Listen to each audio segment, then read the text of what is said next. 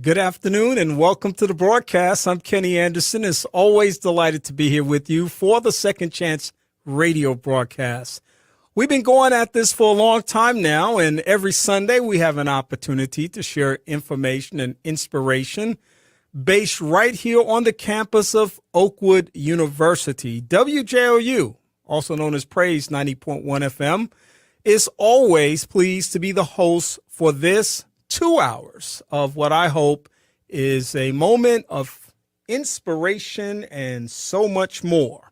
And it is important for us to be able to have the opportunity to share and to talk and engage in ways that will be beneficial and helpful to all.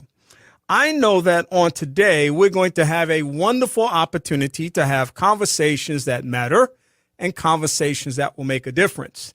And of course, I'm going to be introducing my first guest in just a moment, but I have to acknowledge the fact that it is April the 28th, which means that for the past 2.5 days, one of the biggest arts festivals in the Southeast has been taking place right here in the city of Huntsville, Alabama, in downtown Huntsville.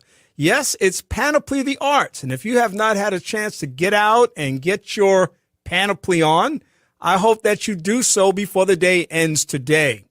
I know that this is a wonderful festival full of music, activities, art, and so much more. And it's something that people look forward to every single year. So if you have not had a chance to get out to Big Spring Park yet, you've got just a few hours left in which to do that.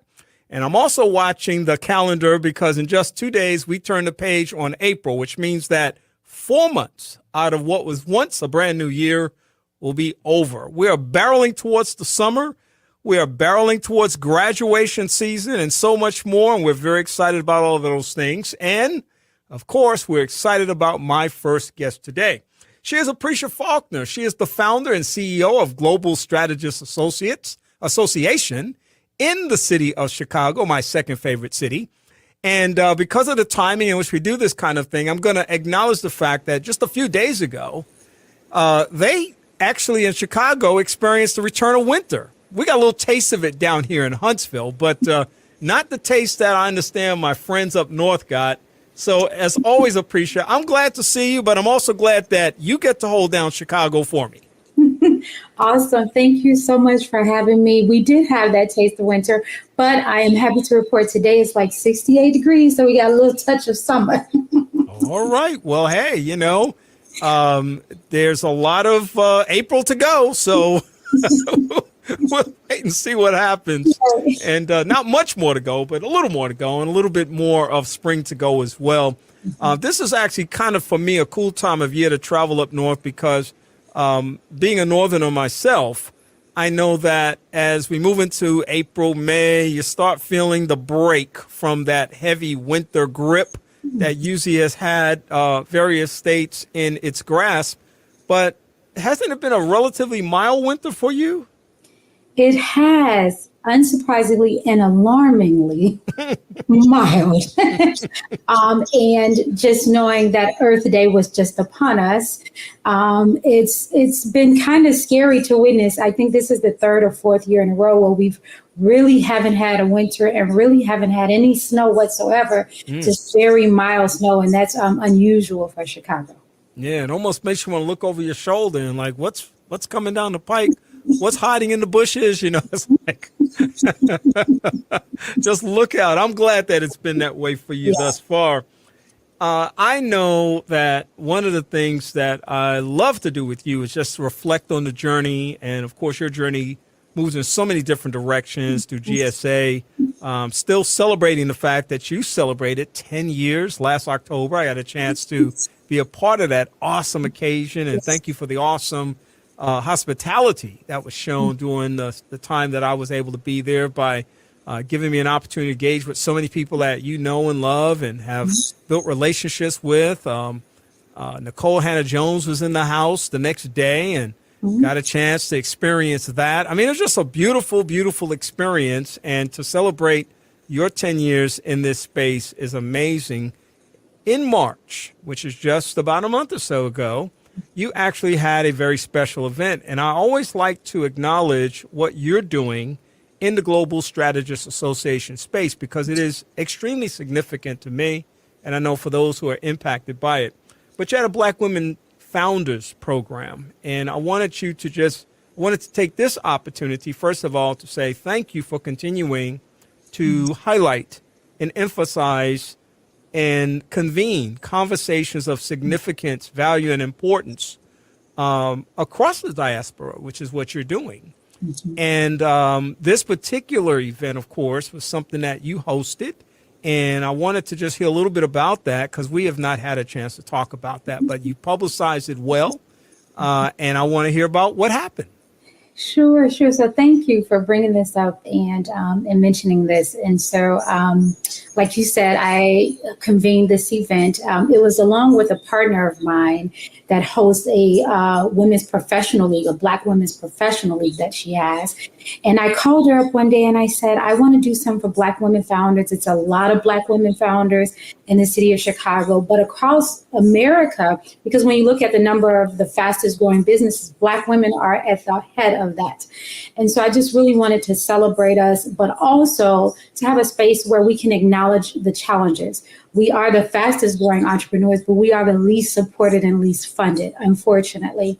So also create that safe space where we can just talk about how hard it is, how challenging it is being mothers, being founders, being community pillars, and see what that looks like. And so that was kind of that convening. It was the first one. Again, it was what Reese Francis, a Black Women's Professional League. And it was a really good start to something I'm hoping to build out. I had the idea in 2019, but of course, then COVID came in. And like many people, nothing got off the ground in the next 3 years. And so I was like, I think I still have this kind of wrestling in me where I just really want to celebrate the hard work, because after 10 years, it's so many things and so many obstacles that I had to overcome to get to 10 years. And I just wanted to honor that with all of the Black women founders as well. What's on your GSA horizon in terms of where do you see the next 10 years for you in this organization? Sure. I'm hoping that we can be looked at, especially in my hometown of Chicago, as a space where Black folks can come and get sound information about global affairs. There's so much misinformation and disinformation going just around the world in different communities, but especially our community, the African American community, has been targeted nonstop since 2016. And we know how that started, right? Targeted in a way that is very malicious and racist. And I just really want them to be able to have that space and convene, but also celebrate and amplify these stories. So the next 10 years is helping people get that scholarship, helping people see Black people at the helm of global leadership, and being a conduit, a space people can come through for fellowships and internships. The space is still predominantly white. And we're trying to say, hey, we're here, we're writing our own stories, we're celebrating and carrying our own narratives, and we hope you will join us on this journey.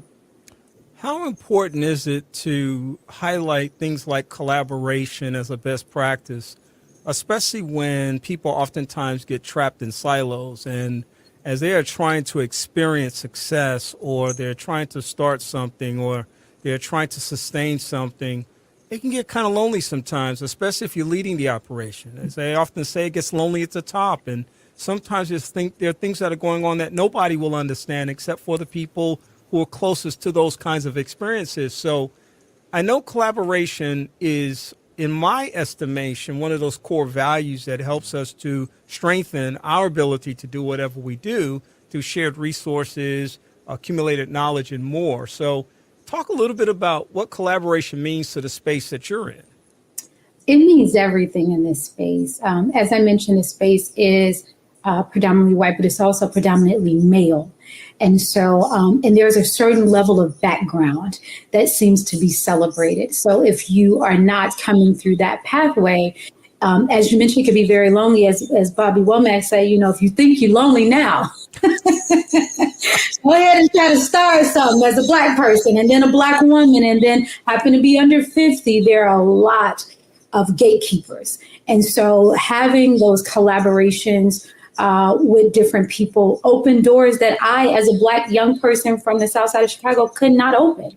And that has been great for me. There have been Black men who have opened doors for me, walked me indoors, spoke my name.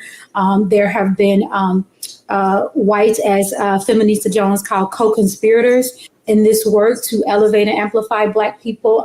There have been all kinds of people. And then those collaborations help to set the path forward for people who come in behind me, that you will not be able to do this work alone. And if you start out that way, it will not be sustainable unless you can bring people along with you. And that is the journey in itself, is to open the doors that were once open for you.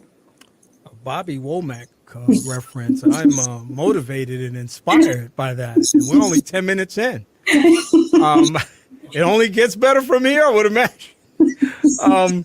So I want to ask you, we did a lot of dissecting of the Dawn Staley WNBA conversation last week on the show. I knew I had you coming on this next week, and so I wanted to at least pick your brain a little bit.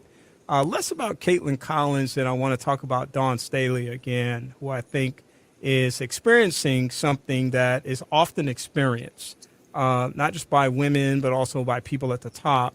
And let me set the context for which I want to get your input on this. So for those that don't know, Dawn Staley is the GOAT right now of college women's basketball. And in some instances, I'm saying in college basketball. Show me another coach that's won 3 national championships, and that's a very small fraternity or sorority, however you want to look at that. But the South Carolina Gamecocks, of course, Dawn just signed a huge contract extension, $22 million, which, again, is a nice payday, but pales in comparison to a lot of men who have less stellar records. And so let me set the context. Not only is she the first Black coach to win 3 national championships, but she's the only person to win both Player of the Year and Coach of the Year in the NCAA.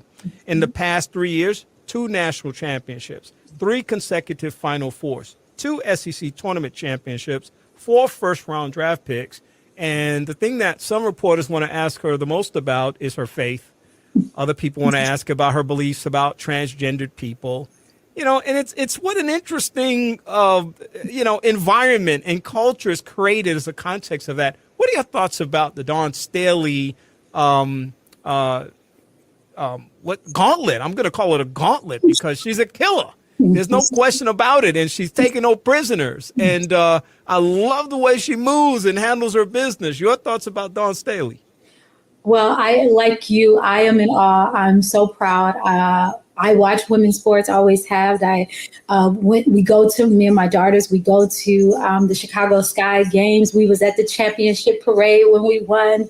Like, it is a thing in my house. We're a sports house and we're sports fanatics. And so just seeing her win, and we watched the Sweet 16 and we watched the Final Four, and we were just in it. So to really see her kind of just come through the trenches and then be undefeated was just a sight to behold. I will always remember that moment. I will always remember how her faith kind of just really carried her through, as she mentioned. You know, it's quite interesting, the dichotomy that people have when they engage Black people who are at the top, because it's almost like the question of how did you get here?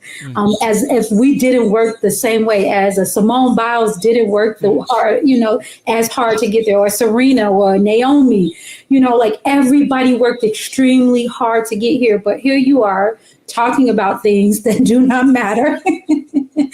But would you ask a man that, and would you ask somebody who was non-Black there, or would you ask them, what did you do? What was your work ethic? What was your mindset? And these are just not the questions. But like I said, as Black women who are trying to chart a path, lead a path, we are not seen as working hard, but that there is something else that's got us there, as opposed to the hard work and the ethic and all of these side conversations. But I am so happy for Coach Dawn. I'm happy for the team. I'm happy for women's sports, and of course, women's basketball. I gotta mention our 2 new players, Angel Reese and Cardoza. Like, it's going up in Chicago.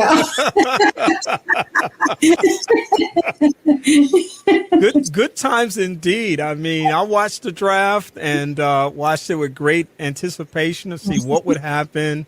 I was as overjoyed as some of the families were to see their loved ones getting this awesome and tremendous opportunity.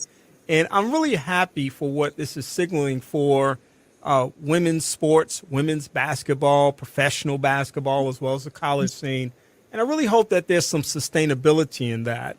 We talked about that last week, and the idea that a big part of that has to do with the fan base. A big part of that has to do with the ability to really put forward players who have the ability to win. And then people like Coach Staley, who is just a general when it comes to leading her team into the battle and consistently scoring wins.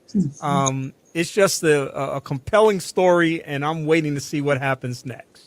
Absolutely. The other thing, too, I think with women's sports is that it is the perception versus the reality. I was reading, I think it was Jamil Hill who posted that some of the most watched games in NCAA tournament history are women's games. Some of them go back to the 90s.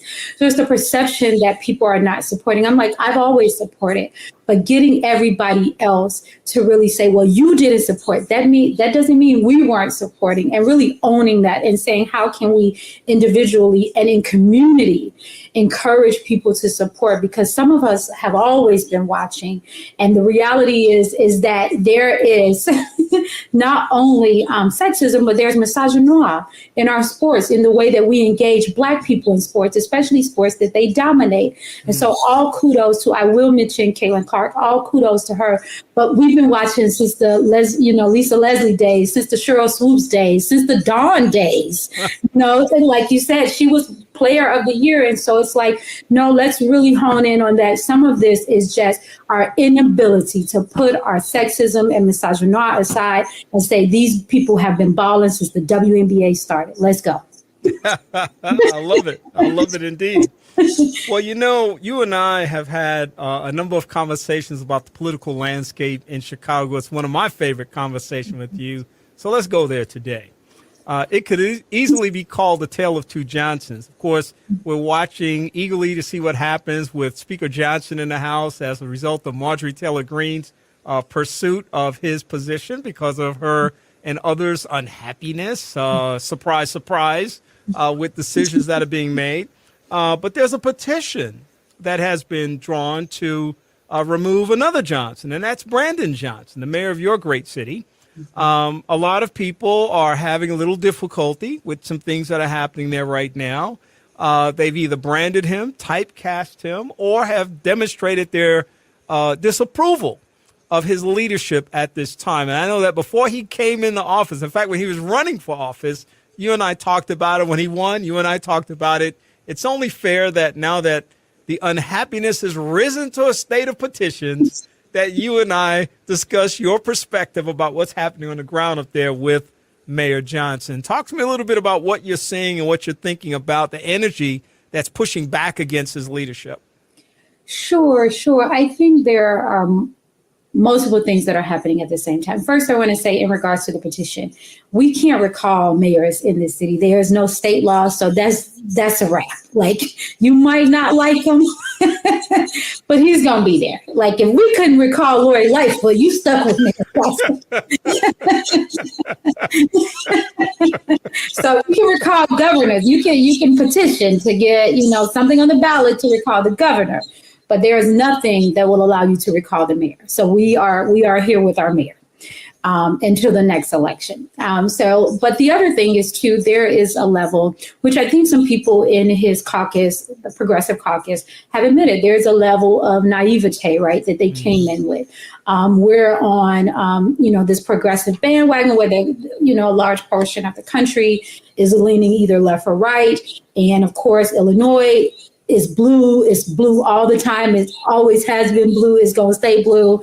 And so people just assume if a progressive get in there, then everything is going to be okay. Well, you have a progressive that has never been in office, that comes with a level of, naivete and trying to coalesce people around what their ideas are. But at the same time, this is post George Floyd. And there is a lot of pushback against what does it look like to be a progressive and how fast should these progressive politics take off. So he did an interview recently, and he mentioned that he believes a lot of the hostility is because he's Black. A Black man serving in this, first Black man since, Mayor Harold, the great late, Mayor Harold Washington.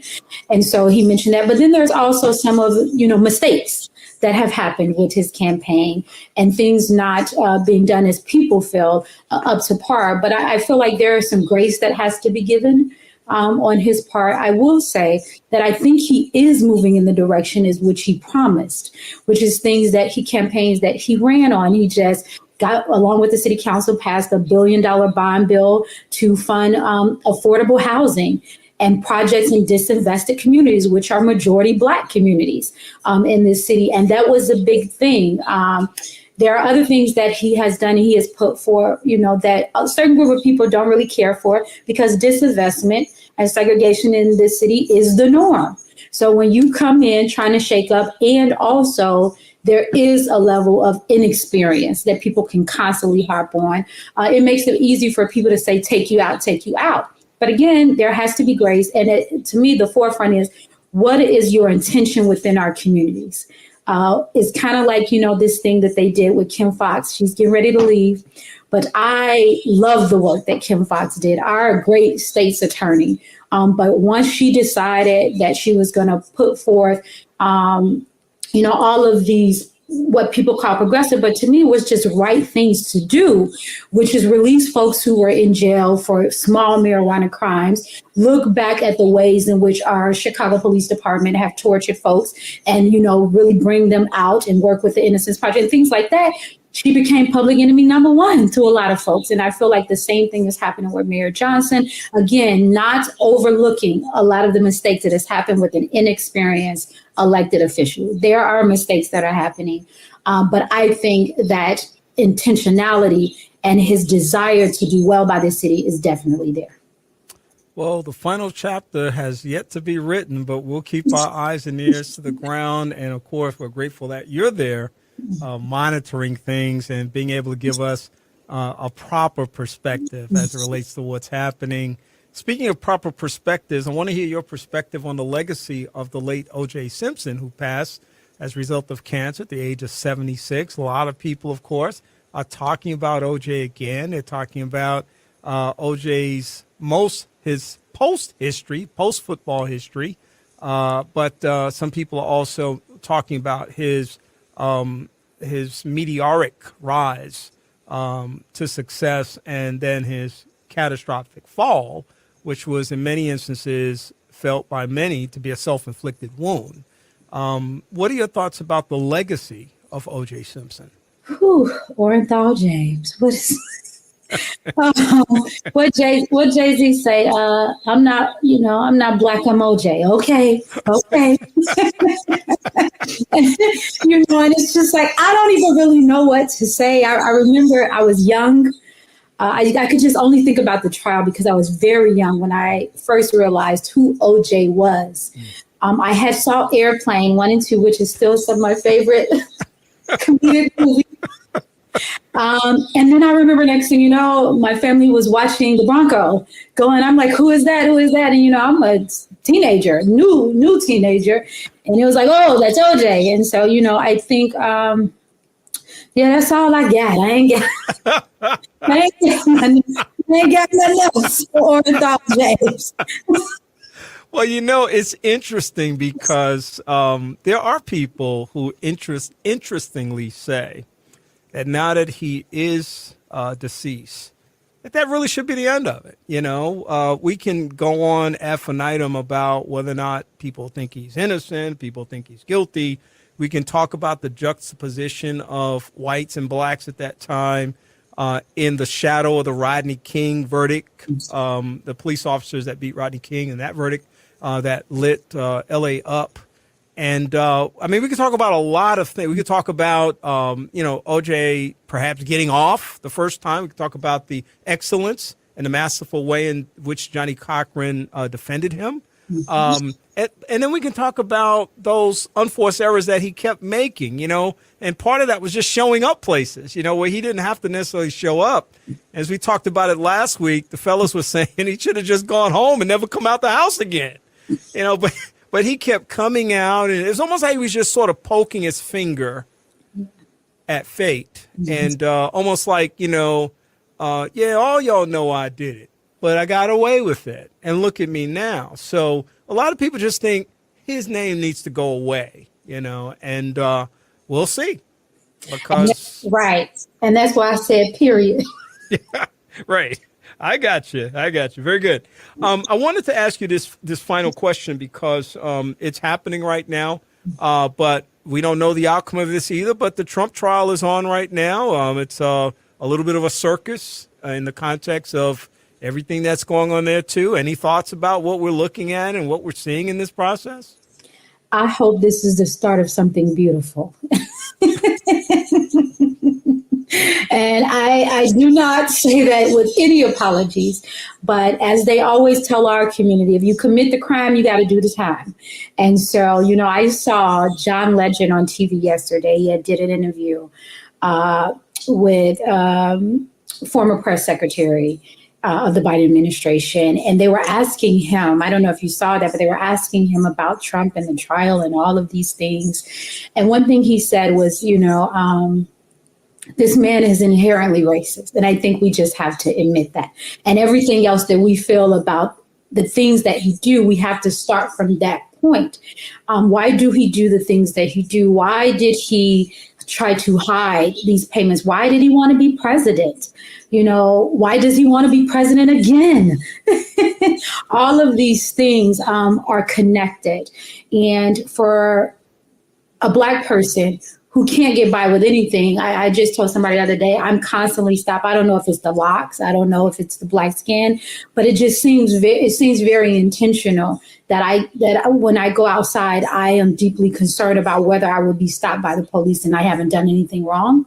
For somebody to actually go to trial and face the judge for things that they have done, it's about, in the words of Lizzo, it's about darn time. You do some heavy duty quoting today. Bobby Womack, Lizzo, you're bringing a noise today. I've been listening to a lot of music. Well, appreciate listen, as always, it's been great talking to you. Want to always give people an opportunity to find out how they can stay connected to you. You have a very dynamic social media presence. Of course, Global Strategists Association is moving and shaking, not just in Chicago, but around the nation, around the world. So how can people connect with you? Sure. So they can find me. I'm still on that app we call Twitter. Some people call X. I call it Twitter. I refuse to call it X. Right. Listen, we didn't go on here. So AQ Faulkner 1, GSA, Global Strategy Association is also on there. If you are interested in the organization, gsachicago.org. I do want to mention, we are gearing up for our 11th anniversary of GSA. I'm so excited.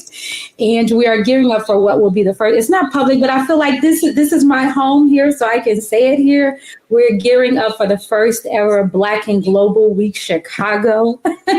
Whoa. I know. And so first week of October, that is something I am so excited about, amplifying the global contributions of Chicagoans, which is usually also amplifying the global contributions of Southern folks, because my community comes from Mississippi. My mom, my grandmother, all born, as they call it, Little Mississippi here.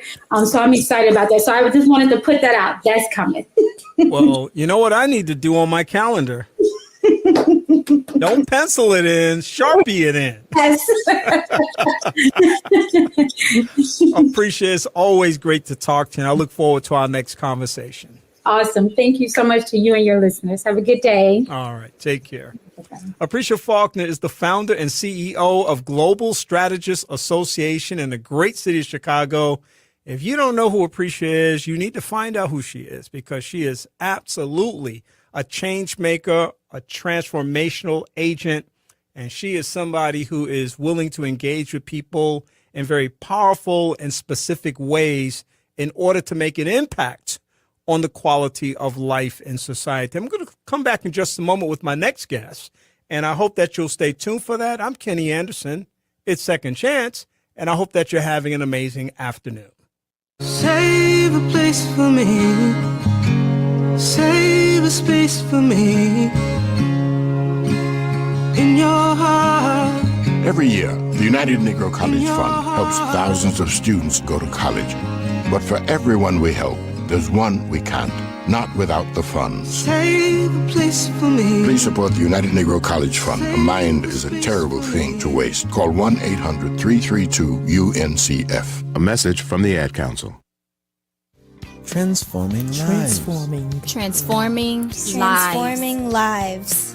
You're listening to Second Chance with Kenneth Anderson.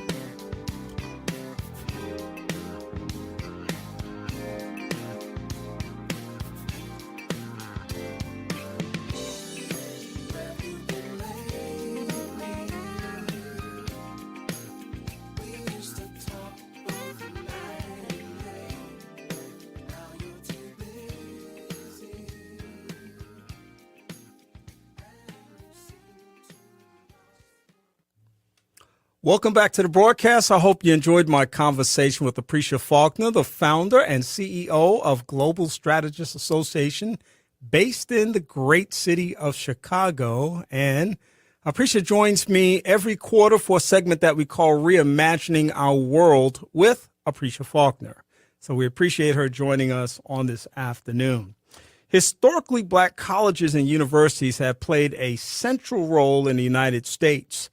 HBCUs account for approximately 3% of all colleges and universities in the U.S., and they give 13% of all bachelor's degrees awarded to black college graduates in the nation. It is important and significant to note that HBCUs not only offer educational opportunities for black people, but they also strengthen black communities in a variety of ways, including opportunities to experience social activism, serving as cultural hubs, and builders of black entrepreneurship and consequently black wealth, something that, I'm always hyped about and talking about. Joining me this afternoon to talk a little bit about this space that many people occupy in terms of making sure that there are realistic and pragmatic opportunities for success is Ava Willis Barksdale. Ava has recently joined Oakwood University as the vice president of university advancement. She returns to her alma mater to serve after amassing more than 30 years of work history as a medical professional, faculty member, and educational program leader, and as an advancement leader in educational and healthcare settings. Over the course of her career, she's worked in health professional and educational leadership, philanthropic work and leadership, which we're going to focus on today, institutional leadership and team building, and of course, she's married to Byron Barksdale, and they share 3 adult children and 4 grandchildren. Welcome to the Second Chance radio broadcast platform, Ava. Hey, Kenny. Good to be here. It's good to see you. What's going on? Hey, so many things. But, Well, that's why I was looking forward to this conversation, because I seem like I'm in this perpetual space of hearing about, participating in, being directed towards opportunities to support HBCUs. And of course, they run the gamut of locations around our nation, mostly in our part of the nation, of course. Mm-hmm. But I wanted to talk to you today because you have a deep history in the area of philanthropic giving as it relates to HBCUs, trends, patterns, uniqueness, and idiosyncrasies, perhaps. And wanted to talk to you about some of those things, and not all of them necessarily today, because it's not a one and done. I want to maybe bring you back occasionally so we can maybe map a pathway towards people really understanding the opportunity that exists here. And one thing we know is that these universities are always raising money. We hear about the fact that many of the students need financial aid. We hear about the fact that they're giving opportunities to scholarships and so much more. So thank you for joining me today. Talk to me a little bit about what the landscape looks like at this very moment as it relates to fundraising, particularly for HBCUs. Sure, sure. First, I just want to thank you for having me on. But to get to that point, for the people who may not know, we still have 102, maybe 101 HBCUs across the country. I say that as a sliding number because on any given day, there's always the threat of one of us closing. And in general, those are generally around financial issues. And so that's why you often hear schools in this town, in this region of the country, all over the country, including the big HBCUs that people know their names, but we're all looking for support because as much as you might think some of the more well-known HBCUs have at their disposal, it still doesn't rival what some of the other institutions have in terms of endowment dollars and things that can be sustainable over time. So that's why the landscape is challenging and rewarding at the same time, because the students that we serve are the brightest minds in our communities that will continue to infuse their brightness into our community. And so that's why I think that the work is not going to go away, but the support is absolutely critical. We're in a space right now where young people, there are fewer and fewer 18-year-olds go around. So we're fighting for, those few who are interested in being on an HBCU campus. Interestingly, not all of them are Black and brown, but most of them are. But by and large, 80% of those students are going to need financial support to actually make college work. At the same time, there is the interesting challenge that a number of 18-year-olds, 17, 18-year-olds now are saying, maybe college is not for me. And that may be true, but it continues to eat away at the numbers. And for many HBCUs that are critically tuition dependent, when you say less students, then that's less money to run the institution on. And there is a break point. There's a break point where you either just have too few students or you just don't have a high enough tuition and you can't raise tuition for students who already have difficulty coming up with tuition. So that's sort of the specter that hangs up over our heads while we're doing the, really rewarding work of continuing to educate the brightest minds. Ava, when you and I were in school, and of course, I was a little bit ahead of you, but I know that the last year that I paid tuition, or I should say mom and dad paid tuition, I might have chipped in a little bit from work I was doing, but the last year mom and dad did the heavy lifting. The tuition that year, total tuition was $3,000, $1,000 per quarter. We're definitely living in different times today. And so talk to me a little bit about the challenge that many families are facing to be able to finance a college education today. Sure. On average, families that send students to HBCUs be in the income range in their households between $60,000 and $65,000 a year.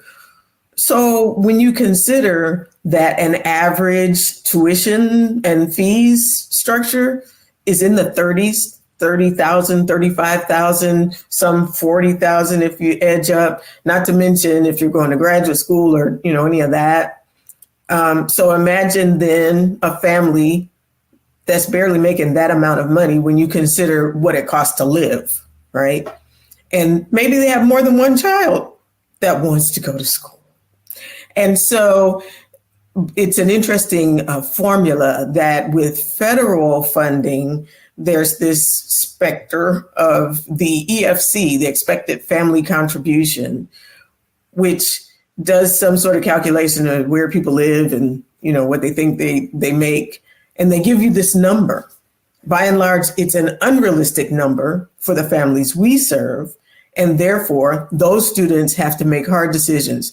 Can I really go to this school? I want any school, but this school in particular, will it require me to be in significant undergraduate debt? Can I work my way through school, which was actually sort of possible when we were in school? It's almost impossible now. And so that's where in other schools, because I have worked outside of the HBCU space as well.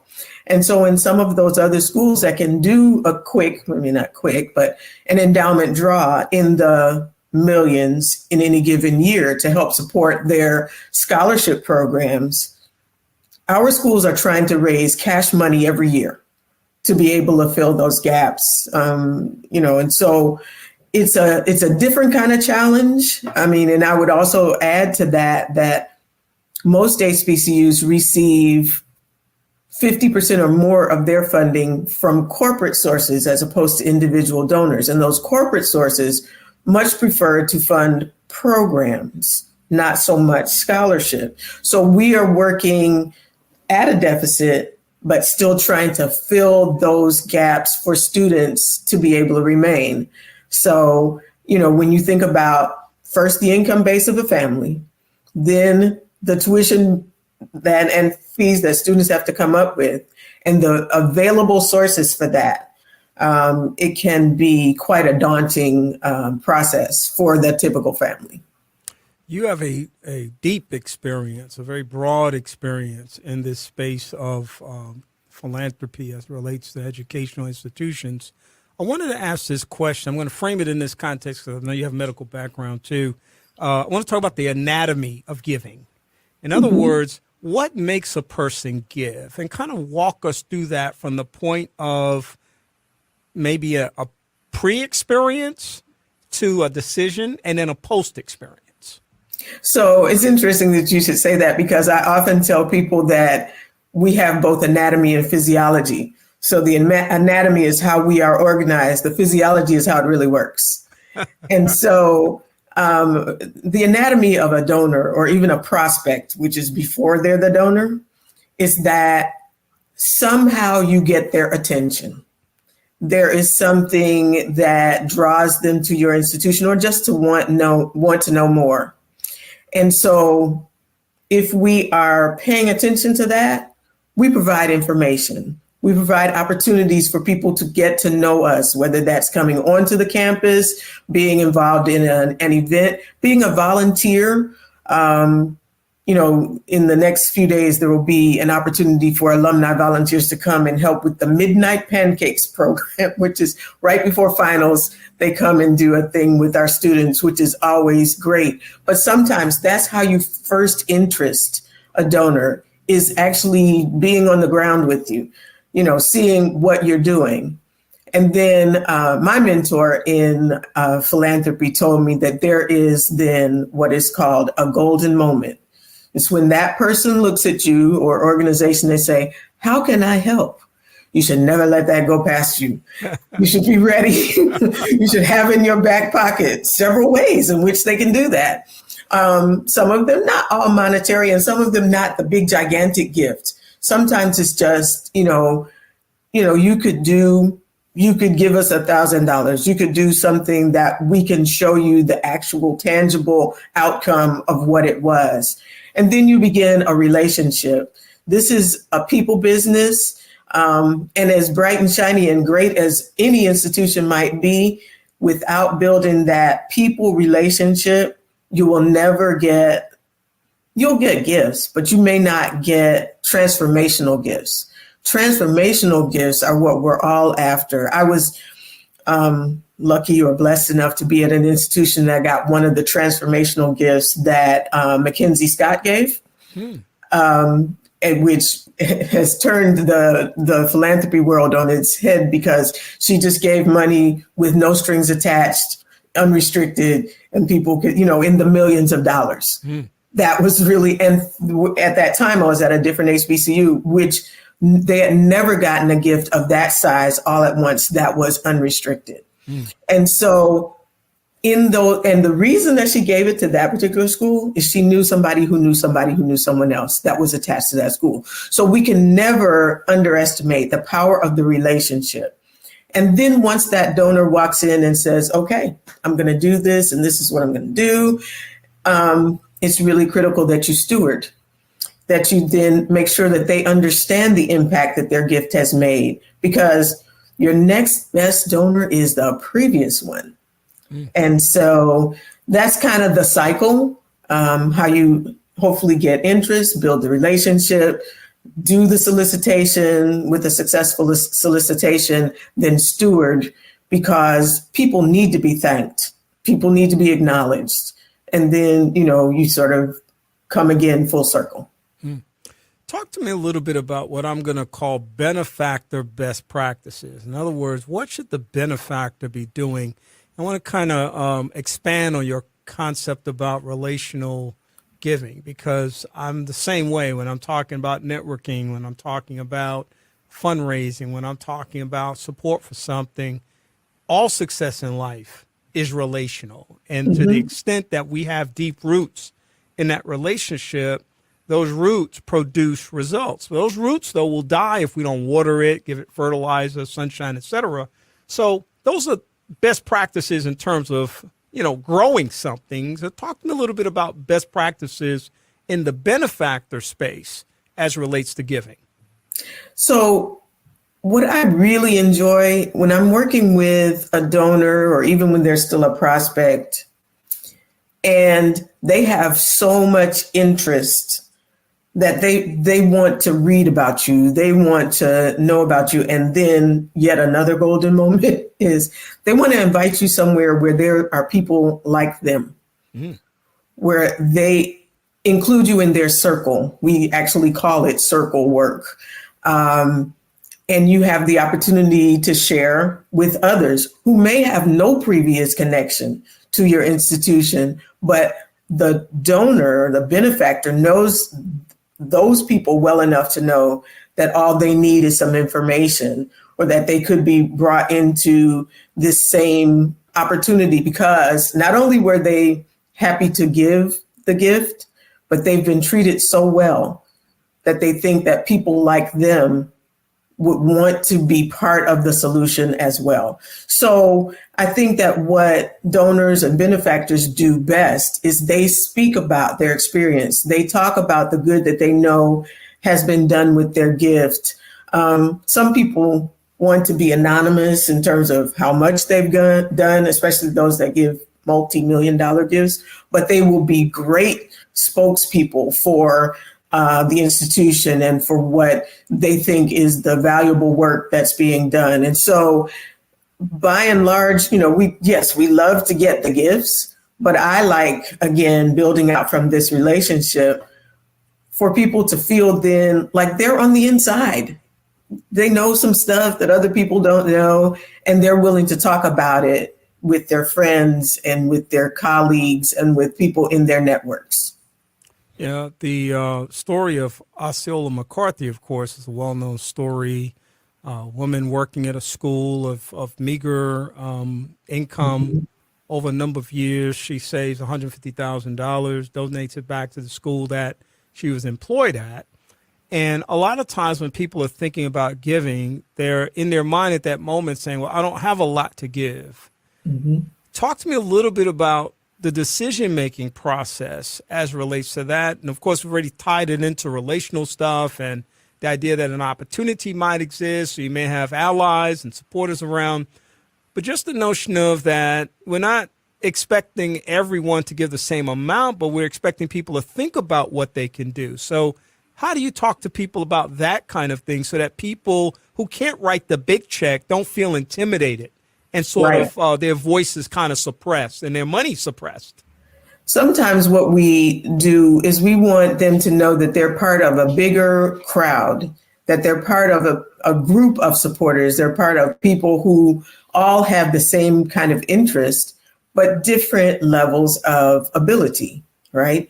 And so for some folks, a lot of times in most places we call our annual fund donors. They may be people who give us $5 a pay period, but they may have given us that for 20 years. And so again, you want to steward people for their consistent or continual support because there is value in what they do. So, I've worked with donors who had that, I just have a little bit to, and I'll say, well, how can I make it easy for you to do that? Or somebody who says, like if the entry level to your giving club is $500 or $1,000, you don't have to write that check today. We got a whole year to do that. How would you like to do that? So you want to make it easy for people who have the heart to support what you're doing to do what they can do at their level. You also need to know a little bit about who the people are that you're talking to, because you can also under ask people who will give you, they'll give you $50 in an offering plate or something, and that's great. And you should have asked them for 50,000. But, that's another thing for another time. But again, it kind of all goes back again to that relationship. There are people who are consistent donors who don't have those big means. And that's what you find out at the end of their life, or to give them the opportunity to start thinking about planned giving sometimes in their early career, while they're amassing retirement funding, to also think about what they would do at the end of their life or at the end of their career, to honor a person, to honor, as you have done in some of the scholarships that you've created. See, I've been paying attention. Or just because they always wanted to do something, but didn't feel like they were in the throes of raising children, sending them to college, doing whatever. But yeah, we work with people who want to support at whatever level they feel comfortable doing. Is part of the ask also a heightened awareness of what remains to be, to me, the great equalizer in life, and that's education, and educational opportunity and access to that opportunity, whether the person's going to school for a 2-year degree and maybe earning a certificate, or they're going to get a 4-year degree or something well beyond that. How much of your conversation really kind of centers around just that core value of education? Well, it's interesting that you would say that. There's a couple of ways I think about that. One is that we build alumni donors from the time that they're recruited and when they start in their freshman year. Some people are better than that than others, but it's at that point that those students and their families see the value. They've already bought in, but they understand that there is going to be a change in their life. And that change is related to the educational attainment. On the outside of that, when you talk to people as you are considering, or they are considering becoming a donor, you kind of point to some of the statistics you started with. When you think about the number of judges, the percentage of judges and people in the judicial space that are African American, I think the number is something like 75 or 80% of them came through HBCUs. So when you think about the fact that Oakwood, where I am working and am proud to be an alum, still supplies their number 8 or 9 in those students who are African American who go to medical school. So we can bring up statistics to tell people the transformational aspects of getting a higher education, and in particular, HBCU higher education. And there are some people who need that. They need to see the numbers. They need to see it by the numbers to know that they're part of something that's changing the world. But some people just need to meet one student and see how they can pour into that one student and know that all by itself is going to change the trajectory of that student's life, and likewise, all the people in the ripple around that student. So those are some of the things, and it's not really complicated, but you do have to think about it based on who you are when you're asking, but who the person is that's in front of you. That's really critical. Yeah, take some strategic intentionality in order to be able to really understand what you're even discussing with somebody. If you're the person asking, But on the other side of that, I want to talk to potential givers out there for a moment. I want to first of all thank those who do give and support institutions of higher education, whether they're HBCUs or other schools. I think that if you're pouring into the current population of individuals who are working on their degrees and their certificates and building their careers, you're doing a wonderful, wonderful thing. But I want to challenge those that are listening today who can do something. I'm not talking to those who are doing something and ask you to do more. If you want to do more, do more. I'm talking to those that aren't doing anything or want to do something. Just ask the question. That's how I started my first endowed scholarship. I went to the foundation office and asked the question, what is involved? Basic question. Once you get the questions answered that you may have, then you can kind of set up your own personal strategy for figuring out, can I get something done if I really want to get it done? And I'm sure that Ava would appreciate people who are out there this afternoon who may be listening to reach out to her. If you have a passion, because people are listening all over the nation today, all over the world. Again, if you have a passion for pouring into your local academic institutions, that, of course, would be very beneficial as well. But, Ava, somebody wants to talk to you more about just the whole notion of giving and understanding that landscape, because it's an easy one to understand. It's an easy one to navigate once you get in, but a lot of people don't always know how to get in. So how could they reach out to you through phone or email and get more information? A website? How can they get more information? So you can always go to give.oakwood.edu, but that might be premature. I will talk to anyone who would like to talk to me about giving in general. Even if you're not wanting to give to Oakwood, don't tell anyone I said that. But just the concept of giving, I love to talk about that. I love to help people understand how they can give their first gift, what they should be looking for, the questions they should be asking. And so my email address is awillis@oakwood.edu. Pretty easy.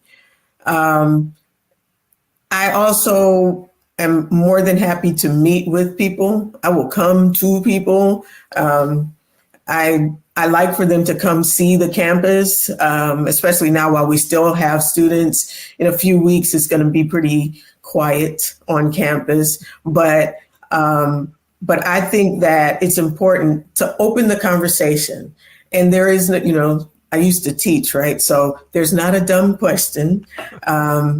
I know people ask me questions all the time about what's the difference between a current use fund or an endowed fund? What's the difference between giving in a recurring way or giving one-time gifts? How can I think about a charitable remainder trust? Those sorts of things. There is, I guess, some layer of complexity here, but the beginning is just a willingness, and I'm happy to talk to anyone who wants more information. What's that email again? AWILLIS, that's awillis, @oakwood.edu.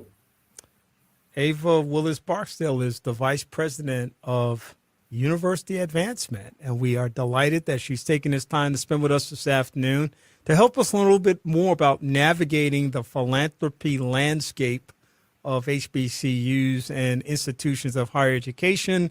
We look forward to having another conversation with you in the future so that people can get a deeper understanding of the basic principles and practice of giving. Thank you, Ava, for being with us today. You're welcome. Thank you. All right. Ava Willis Barksdale, Vice President of University Advancement, joining us this afternoon for a conversation about her wheelhouse, talking about something that she knows a lot about, having been in that space now for some 30 plus years, and helping us understand how to move about in terms of understanding this whole notion of giving. It's real interesting sometimes when I think about it. I wonder, do people sometimes forget the cost of an education, and that a lot of people who are pursuing that education don't necessarily have the means? Even though I was blessed and fortunate to have come to Oakwood and graduate from Oakwood, I realized sometime after I got out of college that my parents had to stretch hard in order to do that. and those baby grants that we were able to get and a little work that I was able to do to contribute to that, even at $3,000 for the entire year, was a tremendous sacrifice for them to make. Tuition is much higher today, but education is still the great equalizer. So I hope you'll give some thought to how you go about making, first of all, an investment in learning about the process so that you can have tangible information to make the best decision for you going forward. I'll be back in just a moment with a very special interview. I'm Kenny Anderson, the Second Chance. I hope that you're having an amazing afternoon. Praise 90.1 FM for guidance. Come and fill my heart with hope. Come and fill my life with love. For inspiration. Take complete control of me. For upliftment.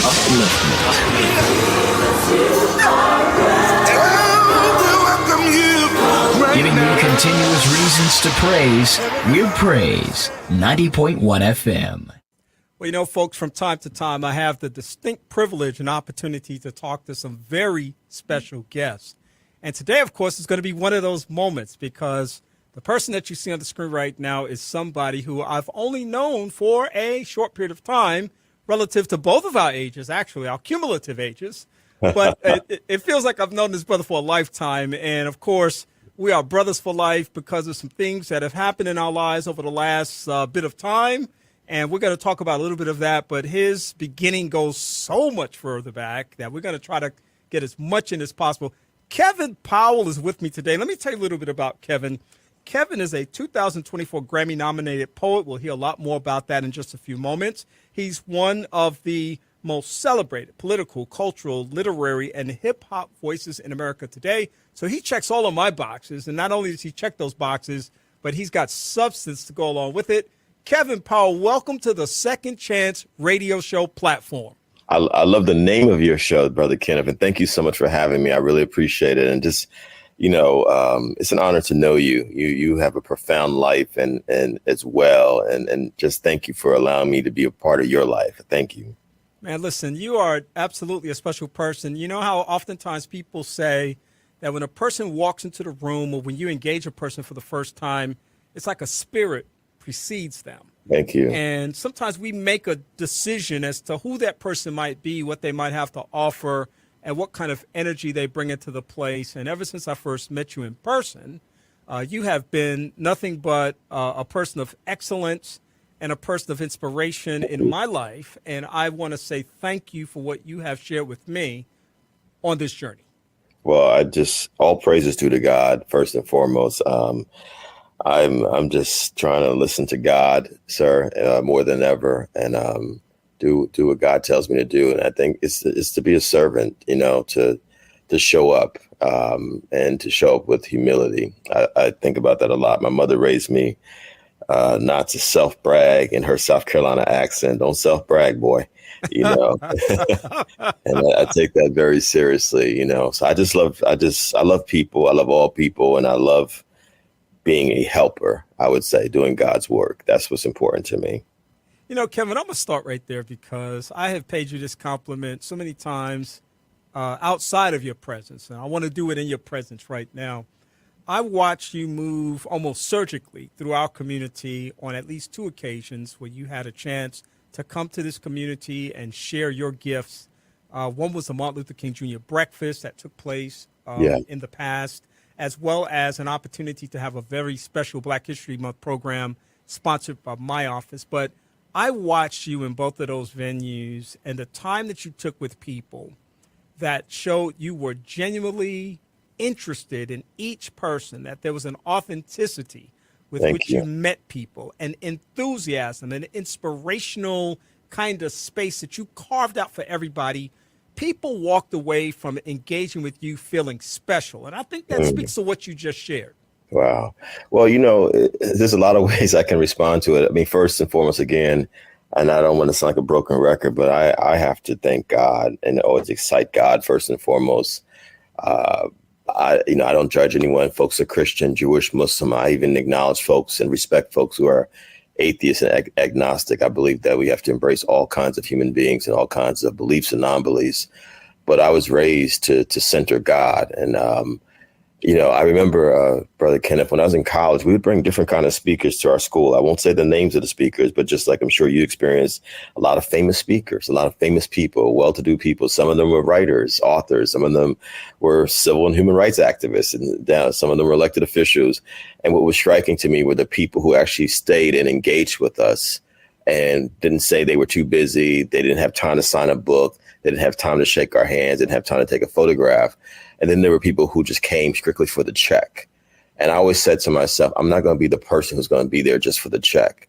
That I think, that's not what this is about. I mean, we all need to make a living. I'm thankful to be able to make a living at what I do as a writer and speaker. But, I think about my late friend, and I don't want to get emotional here right at the beginning of the call or on the call, at this call at all, this interview at all. But my friend Radcliffe Bailey, visual artist, a great visual artist that I hope people, listeners out there will check out, viewers will watch, check out his work. He's from Atlanta, Georgia. He just died, sadly, in the fall of last year, 54 years old, only 54. And he told me something that really stuck with me. A couple of stories real quick. This definitely helped to define who I am. When he was a boy in Atlanta, he got to meet people like Romare Bearden and Jacob Lawrence, two of our great Black male visual artists in this country's history. And that is how he ended up becoming an artist, because they took the time to talk with him when he was a little boy. And I just said, wow, and whether it's someone who's 8 years old or 80 years old, I give everyone the same attention. I told my wife when we met, I was like, listen, this is just how I roll. I'm going to talk to everyone on this line. I'm going to try to remember all of their names. I'm going to shake all their hands. I'm going to hug people. I'm going to take pictures with people, because everybody's valuable to me equally. And if they take the time to come out to the Dr. King event in Huntsville, come out to the Black History Month event in Huntsville and ask questions and want to take pictures, like your Black History Month program that we did was phenomenal. I enjoy that dialogue. Those are the kind of dialogues I think we need all over the country. And I feel like we have a responsibility, if you have a platform like I do, like you do, to engage with people, because I think that's part of the problem with our country right now. People are so polarized, so divided, so much false information and misinformation and just outright lies going on, because people are not dialoguing with each other. And I take that very seriously. And Radcliffe ended up becoming one of our most successful visual artists because he remembered the impact of Jacob Lawrence and Romare Bearden just taking the time to speak to him as a boy. Very powerful indeed. You, of course, as I said, was a 2024 Grammy nominated spoken word poet. I tell you, this amazing experience. Grocery shopping with my mother was the project. And, of course, has gotten a lot of traction. Lots of people, including myself, had told you that even though your name was not the one that was called when they said, and the winner is, right, that just being nominated means that you won. And, of course, you've been in this space for so long in significant ways that, again, congratulations on the nomination. This was huge. Talk to us a little bit about that project. Well, Grocery Shop with My Mother is dedicated to my mother. She just turned 80 years old last year in August of 2023. And she was sick a few years back. I'm an only child. I was raised by my mother in Jersey City. She had migrated in the 60s, part of the last wave of the Great Migration, as you all know, from the South to the North. And I was born in Jersey City. A lot of my cousins they either settled in North Jersey or New York City. I have a lot of relatives in New York City where I am. I'm in Brooklyn right now. Been here for a long time. And she did an amazing job as a Black woman by herself. Unfortunately, my father, who was about a dozen years older than her, just was not a good man the way you're a good man and the way you described, your father and men in your life. I try to be that, but he was damaged. He was damaged by the society. He was damaged by the racism. He was damaged by a lot of things. And he just at some point refused to take ownership and just disappeared, honestly. And, they were never married, but at least I saw him 2 or 3 times until I was 8 years old, and then he disowned me. And but my mother is the reason why I'm a writer. She taught me words when I was 3 years old, 2 years old, 3 years old. That I remember vividly. Took me to the library for the first time when I was 8 years old. Fell in love with books and reading books and going to the library. I love libraries to this day because of my mom. And my mother didn't read books. She didn't read books. She just knew that she needed to expose her son. This is a woman with an 8th grade education herself, born in 1943 in the Jim Crow South, the segregated South. But somewhere in her, she understood, that education was going to be a key for her son. If I can just get an education, I could have a better life than she had had. And she was right, and it's profound, as you know, Kenneth, as you get older, once you get to your 40s, 50s, and 60s, if your parents are still with us, we start to become the parents and they start to become the children, particularly if they have health issues, the way my mother did. And so that was the basis of the poem, Grocery Shopping with My Mother. It literally started off as social media posts. Hey, I'm grocery shopping with my mother, da, da, da. And so many people were responding to it. It was incredible. People were sharing stories about their mothers, their fathers, folks who had lost their parent or parents. I mean, people of all backgrounds. It wasn't just Black folks. It was white folks, Latinx, ex folks, Asian folks. I was struck by it. And I decided to make it into a book. And obviously, I thought about things like Langston Hughes' famous poem, Mother to Son, and reversing that. I thought about all the great songs like Dear Mama by Tupac Shakur, and I just was thinking about the book. At some point, I said, you know what? I've always wanted to do poetry and music. Maya Angelou did it. Nikki Giovanni did it. Mary Baraka did it. Sonia Sanchez did it. Obviously, the last poets famously, Gil Scott-Heron. And then I'm just a lover of music. Like, one of the things that's connected us is our profound love of jazz. And I've noticed that there's been so many poets who have done work with jazz musicians, Langston Hughes, who's my favorite writer ever. I was scared, Kenneth Anderson, to do the album. I was terrified because I've been a poet for a long time, but I'm a poet who's used to having a page and just reading from it. And thank you very much. That was great. Then get off the stage.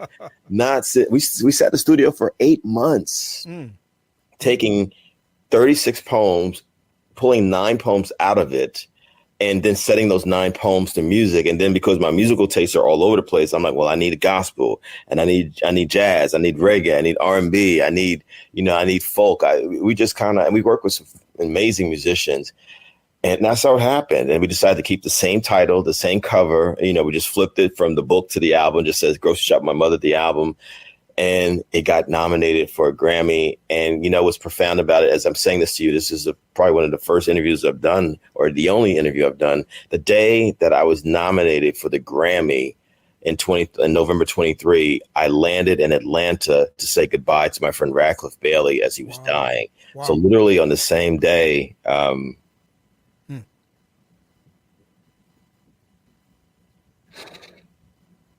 was just euphoria being nominated. Then I'm saying goodbye to my friend who I used to sit in his house in Atlanta and watch jazz documentaries on Eric Dolphy and Charlie Mingus and Thelonious Monk. He actually helped to fuel my love of jazz when we were coming up as young artists, me a writer, him a visual artist. So it's deep. It's deep, man. But yeah, I'm so proud of the album. You're right. You win by not getting nominated. And it's definitely, it's a profound experience, man.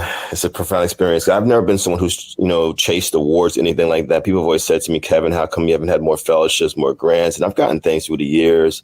I just got a big grant from the Ford Foundation for our film that's coming out later this year on Black manhood, Black fatherhood. But I've really just been someone who just really wanted to focus on the work. But the Grammy nomination was really a wow moment. It was wow. It's like, wow, like, wow. It's one of those notes, I'm sure, that are points of life that you will note for the rest of your life in so many ways and for so many reasons. The juxtaposition of all the things that were happening, too. You're talking about losing a friend and landing on that day to say goodbye, and this moment of being both on the mountaintop as well as in the valley. Those events, those moments in life, those intersections in our lives really challenge us in ways to think deeper and to look deep into ourselves. And I'm sure that this journey for you has also been a little bit of introspection that has taken place. Oh, my God.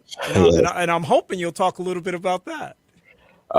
Yes. I mean, one, thinking about constantly my relationship with my mother. And, she's from the old world. So, the old world, Black folks start talking about dying a lot. And I'm like, Mom, stop talking about that stuff.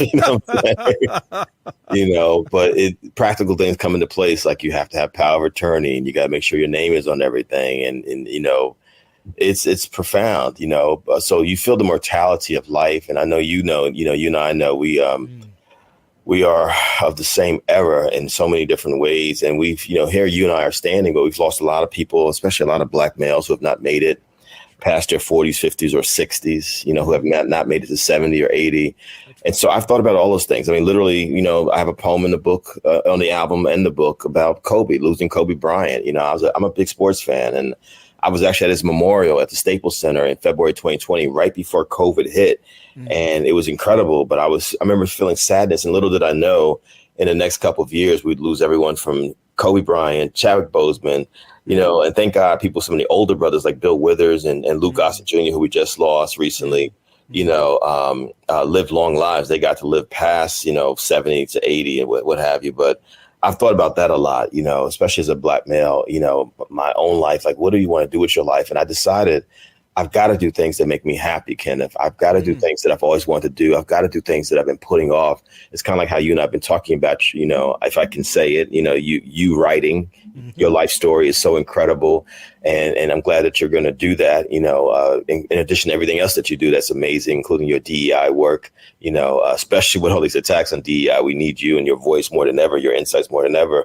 But I'm like, you can't wait, Kevin. You can't wait. And so, that was the thing, because if I can be fully honest here, since you said this is about second chances, 4 years ago, this time in 2020, New York City was the epicenter. Your hometown, my adopted hometown, was the epicenter of COVID. And I was going through a divorce. I had no money because all the speaking engagements had dried up because you couldn't travel, you couldn't go anywhere.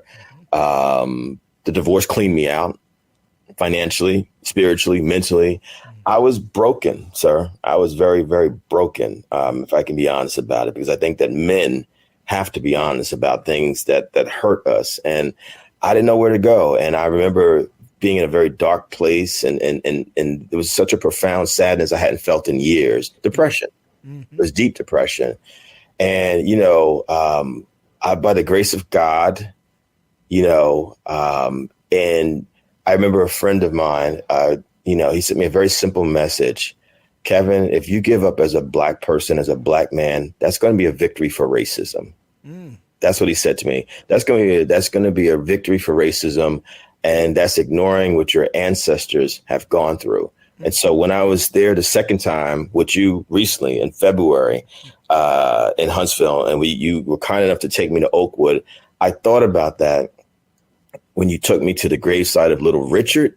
And I thought about that when you took me to the space where our ancestors were, the slave cemetery, quote unquote, because I said, man, I can't give up ever because of what all these folks went through before me, but I do think, what I got from this poetry project, and it's interesting you bring that up because it was in June of 2020 when Black Lives Matter exploded. It was a month after George Floyd got killed, which was May 2020.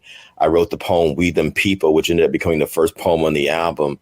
And I just started writing poetry in 2020 in ways I hadn't in years. And I honestly feel that the poetry, the writing gave me a new life again, gave me a second chance, if you will. Wow. It reminded me of who I was and where I came from. And it's like, strip away, Kevin, what, money will come again. These material things are irrelevant. Who are at your core? And because I was by myself, I was one of the many people in places like New York in COVID who were single. So I had no choice, Kenneth, but to sit with myself and just look in the mirror and say, Kevin, who are you? Where'd you come from? And where do you want to go now? You know what I mean? And that's the second chance. And I think we have many second chances. When I heard the title of your show, I was like, that's a great title, because we can't take for granted these additional chances that we're given by the divine, by the spirit world, whatever we believe in, even if it's just, just the universe. You're here now, don't take for granted. So I've had a renewed sense of purpose the last couple of years, which is, do everything you've wanted to do. The money will come, live a simple life, though. I've never been materialistic. This chain is the only piece of jewelry I got. This cross, because I'm a Christian, this ankh, because I'm an African, you know what I'm saying? I'm clear about my identities. Other than that, man, I just, and if you just are kind to people and do good for people, like when I was with you, I know this is about me, but what was striking to me is when I was with you in Huntsville, how many people said thank you to you, Mr. Anderson, who acknowledged you and the things that you've done in that community. And as I've traveled this country, I've been to all 50 states in this country, literally for all 50 states. by the grace of God, me, a poor boy from the ghetto who didn't even get on a plane until I was 24. And I can count on one hand the number of people I've met like you in communities where people are like, this is a good person who really has helped a lot of people. And when I die, Mr. Anderson, I want people to be able to say that about me. He really cared about people. Yeah. Very powerful indeed. I am reminded of the impact that the internationally acclaimed Aeolians had on you during your visit the first time to Huntsville. And then we got a chance to actually connect you with the current director of the Aeolians while you were in town the second time. And I just hope you'll talk a little bit about that, because a lot of folk are listening all over the world today, and they'll know about the Aeolians because they're well-traveled and one of the most phenomenal singing groups you'll ever hear. Listen, Dr. King Holiday, and I got to shout out my chapter of Alpha Phi Alpha Fraternity Incorporated there in Huntsville, who were kind enough to invite me to be the keynote speaker earlier this year. The Aeolians from Oakwood University started singing, Lift Every Voice and Sing, in a way I had never heard in my life. And I was just shook. I would argue that whatever speech I gave and whatever ways, some small way it may have touched the people there, is because of what I heard the Aeolians do. And I'm excited to say it. I'm just going to say it. I thank you for connecting me with the director. My next album, we're already working on my second spoken word poetry album, because we're determined to keep going with this music and the tradition of poetry and music that so many of us have come out of. And we're going to do a record with the Aeolians. I will be back in Huntsville at some point later this year to record that, because I'm like, they're a gift from God. Their voices, the vision of it, and I would hear stories about Oakwood University for years. I would hear stories about the singers from Fisk University. But I'm going to tell y'all, HBCUs, and I was not blessed to go to HBCU. I didn't even know HBCUs existed until I got to college. But the amount of artistic talent that comes out of HBCUs alone, I mean, come on. So I can't wait to be able to say, I did this record with the Aeolians. I'm going to be the producer of the record is going to be a brother from Trinity United Church of Christ in Chicago, who produced the Grocery Shop with My Mother song for the current album. He's their musical director, the minister of music. And I'm just excited about bringing people together to Huntsville to make a record that I hope will inspire people. I already know the title of it. I don't want to say it yet, but I'm sketching it out. But it's exciting, man. 50 singers, man. Listen, I'm just like, yo, I can't wait. And I grew up in the church. I grew up with this music, so it means something to me. You know what I mean? Yeah. Listen, you were benefited by the Educational Opportunity Fund when you were able to attend Rutgers as a college student. And as I thought about that, I also thought about the fact that the UNCF is celebrating 80 years this year. Yes. And I just hope you'll talk a little bit about the significance of these kinds of initiatives in terms of providing opportunities, especially for young people that might be marginalized and would not have an opportunity to attend school, much like yourself. Listen, I'm a first-generation college student, and this is why diversity, equity, and inclusion, affirmative action programs, whatever people want to call them, giving people an opportunity to have an opportunity, as I said in one of my poems many years ago. And here's what's profound about it. In the 1960s, when I was born, I have no memory of the 60s. I'm born in the later 60s, but there was a white brother who was a Republican named Tom Kaine, who was a young state assembly member in New Jersey, where I was born and raised. He was profoundly affected by the assassination of Dr. King. He was profoundly affected by all the uprisings, the rebellions, what some folks may call riots that were happening around the country, as you well know, Brother Anderson. And he decided, Tom Kaine, K-E-A-N, people could look up his name because his ancestry, Kane and Livingston, were people who were part of the Revolutionary War period in this country. This is a white brother who comes from tremendous wealth and tremendous privilege. Kane University in New Jersey is named after Tom Kaine's family. He was the person who created the Educational Opportunity Fund because he understood, I'm not just a white person. I'm not just a Republican. I'm not just a wealthy person. But first and foremost, I'm a human being. And I have a responsibility historically, culturally, politically, but most important, morally, to make sure that everyone in this country that we claim is a democracy has the opportunities that I had to at least get a quality education. That was 1968. 50 years later, Kevin Powell, who benefited from that program, got to go to Rutgers University, the State University of New Jersey, was the keynote speaker at the anniversary. And I got to thank Governor Kane. He eventually became the governor of New Jersey, 2 terms. I got to thank Governor Kane for creating that program. We sat down privately later. I had a private meeting with them, and it was really profound. And he was disheartened by all the racism that has happened in this country, all the things that were created in the 60s and 70s to improve the country, how it was all being erased. And think about it like this, sir. If there's no Kevin Powell, there's no 16 books. You know, if I didn't get to go to college, there's no 16 books.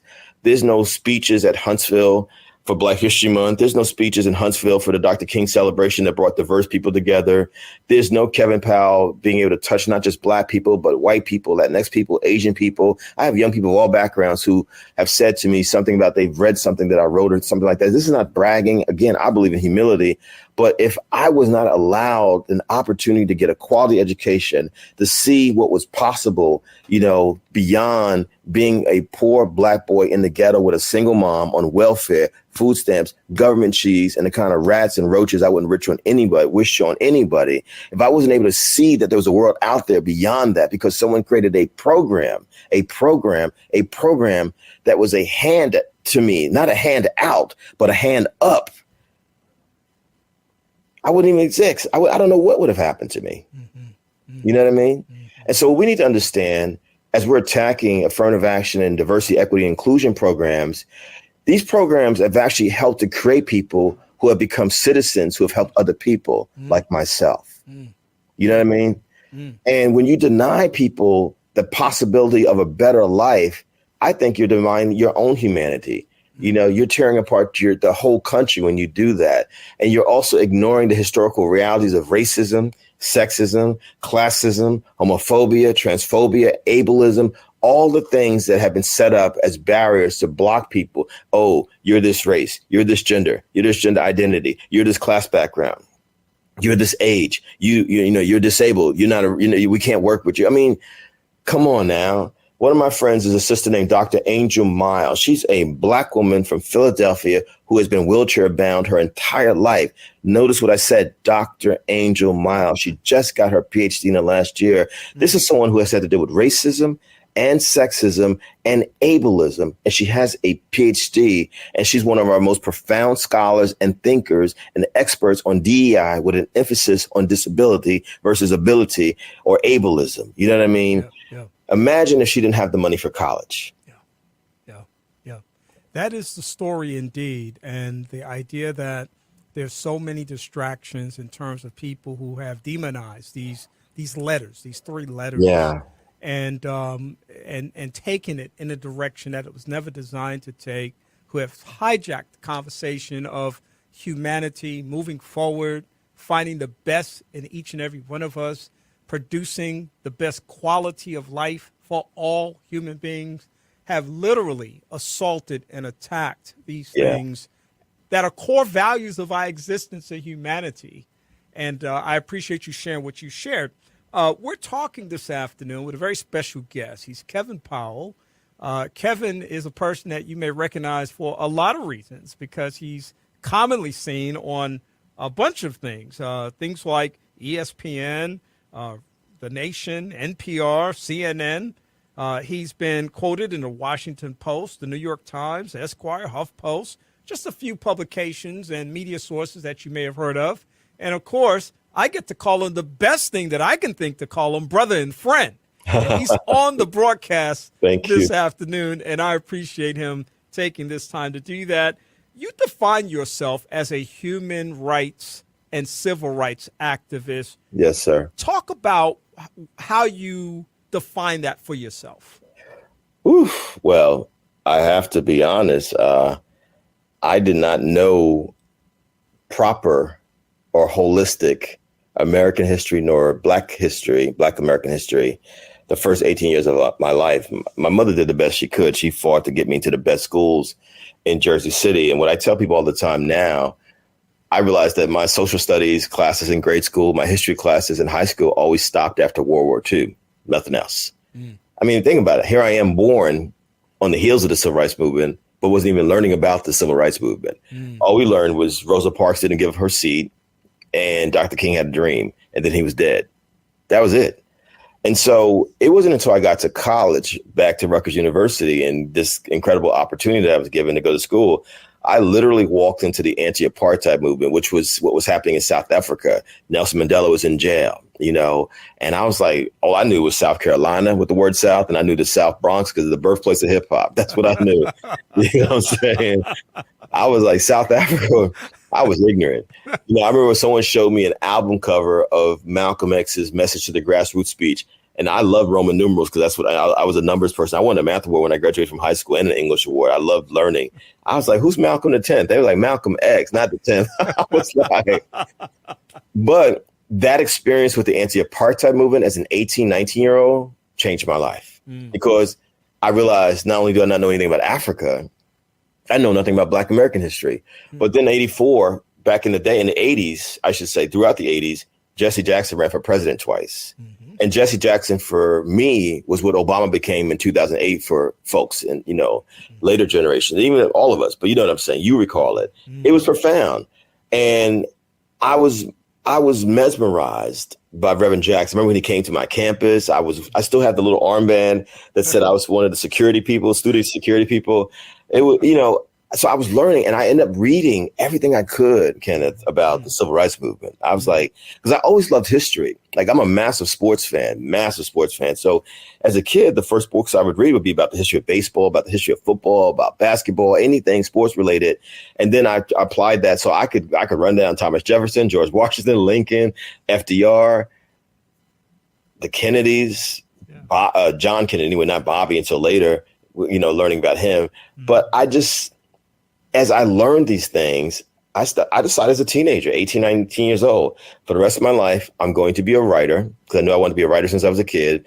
And college allowed me this, okay, I can actually write. I can do this. And the second thing is I want to be a human and civil rights activist like all these people I'm reading about. I want to be Fannie Hamer.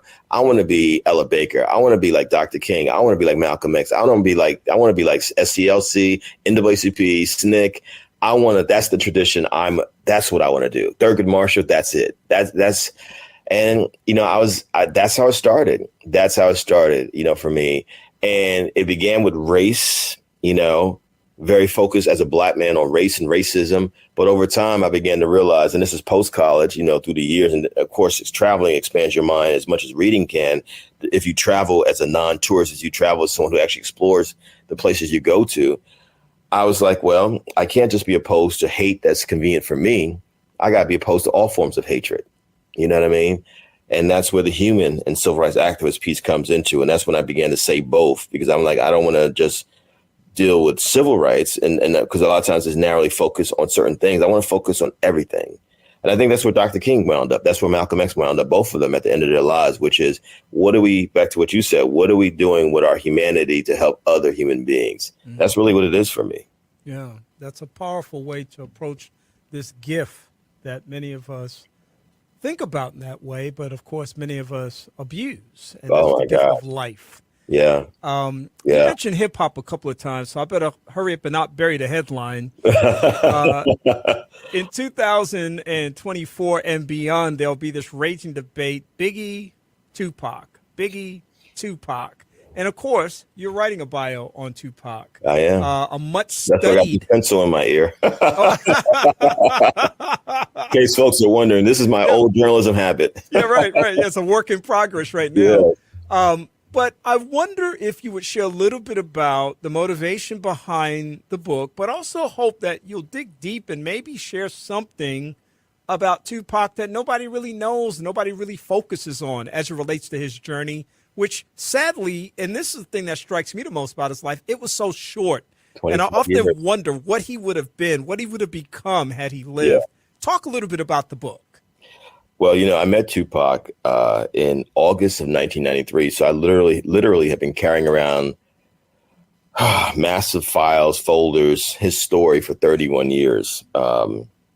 I did 4 cover stories in Tupac, 3 when he was alive for Quincy Jones's Vibe magazine, including the most famous cover probably Vibe ever did. It was Dr. Dre and Snoop and Suge Knight and Tupac on the cover. It was kind of a takeoff on what's that famous movie by Scorsese? Because the Casino movie poster cover. That's where he got it from. And then the last cover story was when he died. I was actually in Vegas when he died, and it was for Rolling Stone magazine because I wasn't at Vibe anymore. And one of the saddest days of my life, I actually didn't go back to Vegas for almost 20 years after Tupac died there because I was just so affected by his death. And then obviously 6 months later, Biggie was dead. It was a lot, you know. But something Tupac said to me when we first met, which I thought was very profound, I want you to be Alex Haley to my Malcolm X. And I remember thinking to myself, man, Malcolm X is my hero. I want to be Malcolm X. But I said it to say Tupac only lived up to be 25 years old, as you all know, or, you know, and ironically, in the very first cover story I wrote on Tupac, I called him the James Dean of the hip hop era, not knowing that he would barely live as long as James Dean did. James Dean died at 24. Yep. Tupac at 25. James Dean meant so much to the rock and roll era, Tupac for the hip hop era. And Tupac was funny, man. He was an incredibly comedic person. And I think we never got to see the full range of who he was because his life was so hard and fast. But he was funny. He had a great sense of humor. He was brilliant. He was well-read. He got that from his mother, raised by a powerful single mother, just like I was, Miss Fanny Shakur, rest in peace.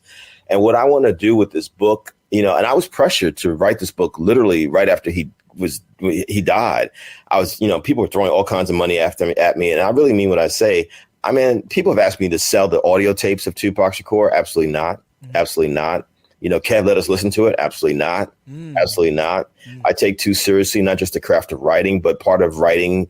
My umbrella is writing, but I'm a poet. I'm a journalist. I have many things. And as a journalist, you know, I never even took a photo with Tupac Shakur when he's alive. And I was a journalist who trusted him. You know, people to this day have to come through my articles if they're doing a documentary, anything on Pac, they inevitably read my work.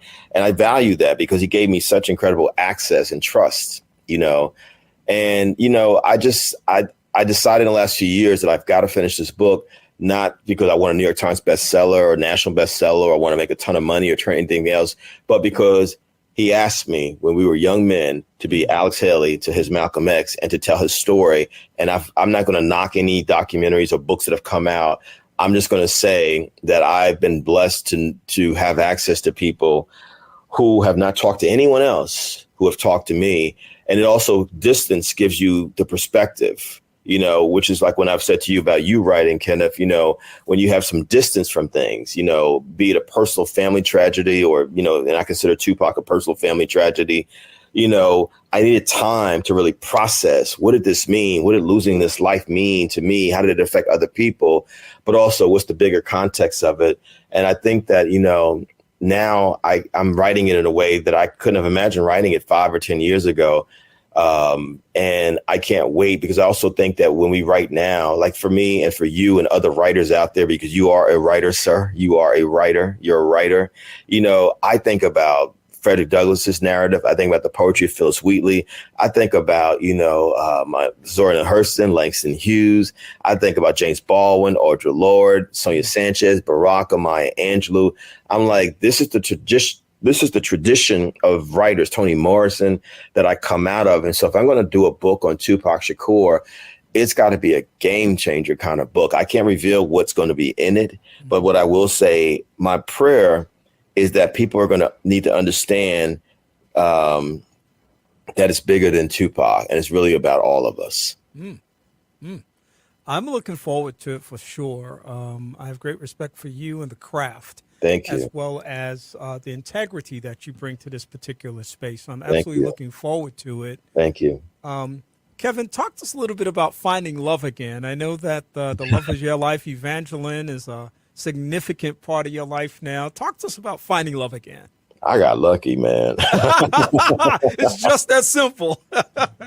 God, yo, real talk. Like, you know, literally, I mean, here's how crazy life is, man. And I can say it now. During COVID, I got divorced. I was supposed to get divorced in February or March, early March of 2020. Everything shut down, as people know. The whole country shut down, which means the courts shut down, which means I remember when I got the news, like, well, you can't go get divorced. I was like, wait a minute. So you're like, I'm in limbo with divorce?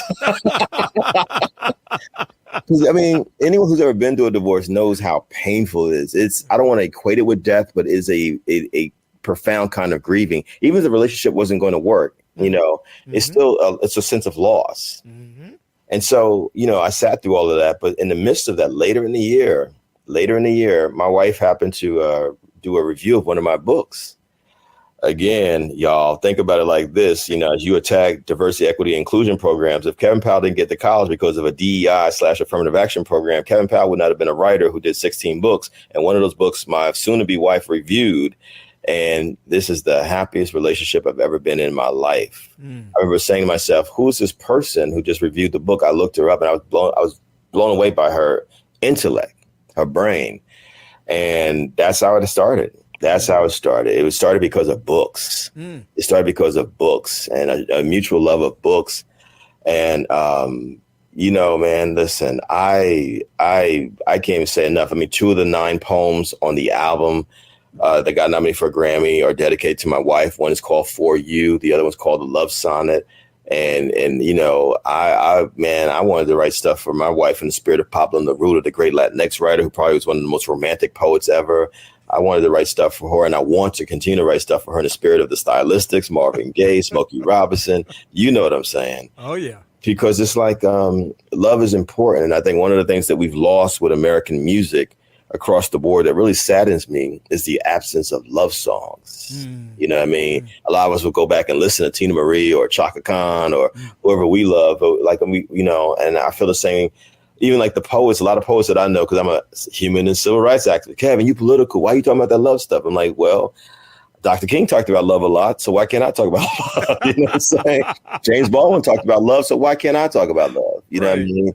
And I think there's enough hate to go around. And so why can't we talk about love? And I mean, she's my equal partner, my best friend, my confidant. We're business partners. She was there with me in Huntsville for the Dr. King program earlier this year. It was her first time in Huntsville and, in Alabama. And it's been beautiful to take her around the South because she's from California, had never really been around the South, but we've been all over, man. Alabama, Louisiana, Georgia, Florida, South Carolina, North Carolina, just traveling. She's a co-producer in the film we have coming out later this year on Black manhood, Black fatherhood. Has been important to get her perspective as a Black woman who has a father and a brother and has a deep love. She does, my wife, for Black men, which is important to me, and I'm just grateful. My wife is the greatest gift that God has ever given me. Yeah. Shout out to her for sure. Yeah. I want to ask you a couple of other questions, but you invoked the name of a person that means so much to me. In fact, I posted this on April 1st on my Facebook page. 40 years ago today, the world lost a prophet and creative musical genius. Yes. On April 1st, 1984, I was visiting Atlanta when I got the word that Marvin Gaye had been killed by his dad, who he had a turbulent relationship with, but it was April Fool's Day. And initially, I thought it was a bad joke. The legendary Smokey Robinson called What's Going On the best album of all time, and I agree. It's a timeless message that resonates as clearly, distinctively, and accurately in 2024 as it did when it was released without the full support of Berry Gordy at Motown in 1971, over 50 years ago. I can't let you get away from this conversation, which will be one of many, I hope, over the years, without reflecting on the great Marvin Gaye. My gosh. There's so much I want to say. Thank you. And, the editor in me is going to say to you, please put that in your future book. It's going to go in there. Okay, because that's brilliant. You know what I mean? And I always see people posting stuff on social media. I'm like, that needs to be a book. Right. That needs to be an essay or blog. Like, I know you shared it with Facebook, but take that. That's yours. Right. Let me tell you. So my mother's favorite song is Marvin Gaye's Pride and Joy. And we didn't have much when I was growing up, but what we did have was music in my household. Lots of music, like many Black households, right? And my mother would sing Pride and Joy to me all the time. It was that song and Smokey Robinson's In America Shop Around. But Pride and Joy would make her just feel good. Like I can go to my mama's house right now in Jersey City and just put on Pride and Joy for her, and she would just light up. She loved Marvin Gaye. Man, she loved Marvin Gaye. So that was my introduction to Marvin and to Motown because of my mother. And then funny story, when I was a teenager back in the 80s, the first Walkman I ever got. Remember those things, brother? Oh, yeah? The Walkmans? Well, what song came out that was huge with my first Walkman? Sexual Healing by Marvin Gaye. And I'm a teenager. I'm a virgin. I don't know anything. All I was hearing, wake up, when I get that feeling. And it was going in both ears. I was like, what is this Walkman thing with sexual? I was like, sexual healing. Oh, and I mean, I wasn't totally naive, but I was like, okay. And I remember the video for it. And I was like, okay. But it was like, and then my other memory of Marvin was the fact that he sang the national anthem at NBA All-Star Weekend. And I had never heard the national anthem sung like that. Wow. Blew my mind. Yeah. And then fast forward, almost about a year later, the news that Marvin Gaye's father had killed him. And I remember feeling the same kind of confusion I had felt just 4 years before when John Lennon, my favorite Beatle of the Beatles, had been killed. And I couldn't understand, why would the father kill his son? I was fascinated with Marvin Gaye. I became obsessed with him through the years, because I would hear the stories. Like I was a little boy when What's Going On came out. But by the time we get to the 90s, I'm working for Quincy Jones's Vibe magazine. I'm now a full-fledged music journalist. I realized I needed to sit with what's going on. And you're absolutely right. I was like, I've never heard anything like this. And what struck me as I began to study that album, that What's Going On was the first album where Motown acknowledged the names of all the musicians, not just the Funk Brothers, the collective of musicians. But Marvin Gaye insisted on giving them credit by name. That blew my mind. It blew my mind he was talking about the Vietnam War. It blew my mind he was talking about the environment in 1971. It blew my mind that he was talking about God and spirituality on an album, but it was a pop album. And then it blew my mind that Berry Gordy didn't want the album and like, this is garbage. This will never do anything. And he was insistent as an artist. It blew my mind. You can see the transformation of Marvin Gaye from the pop star and the crooner of the 60s. He's got the goatee. He grew his hair long, eventually started wearing the kufi. I was like, he was an incredible example of the transformative power of being an artist, but staying true to yourself, because you have all these different periods of Marvin Gaye. I became a massive fan. And guess what? Bringing it back to Tupac Shakur, Tupac references Marvin Gaye in his own music. Marvin Gaye used to sing to me that black is the thing to be, on Keep Your Head Up. And the irony of it, as I started putting together the Tupac Shakur book, I realized that What's Going On came out in May 71. 1 month later, Tupac Shakur was born. Wow. June 71. And I was like, man, and look at the multi-generational impact that these two brothers have had on people.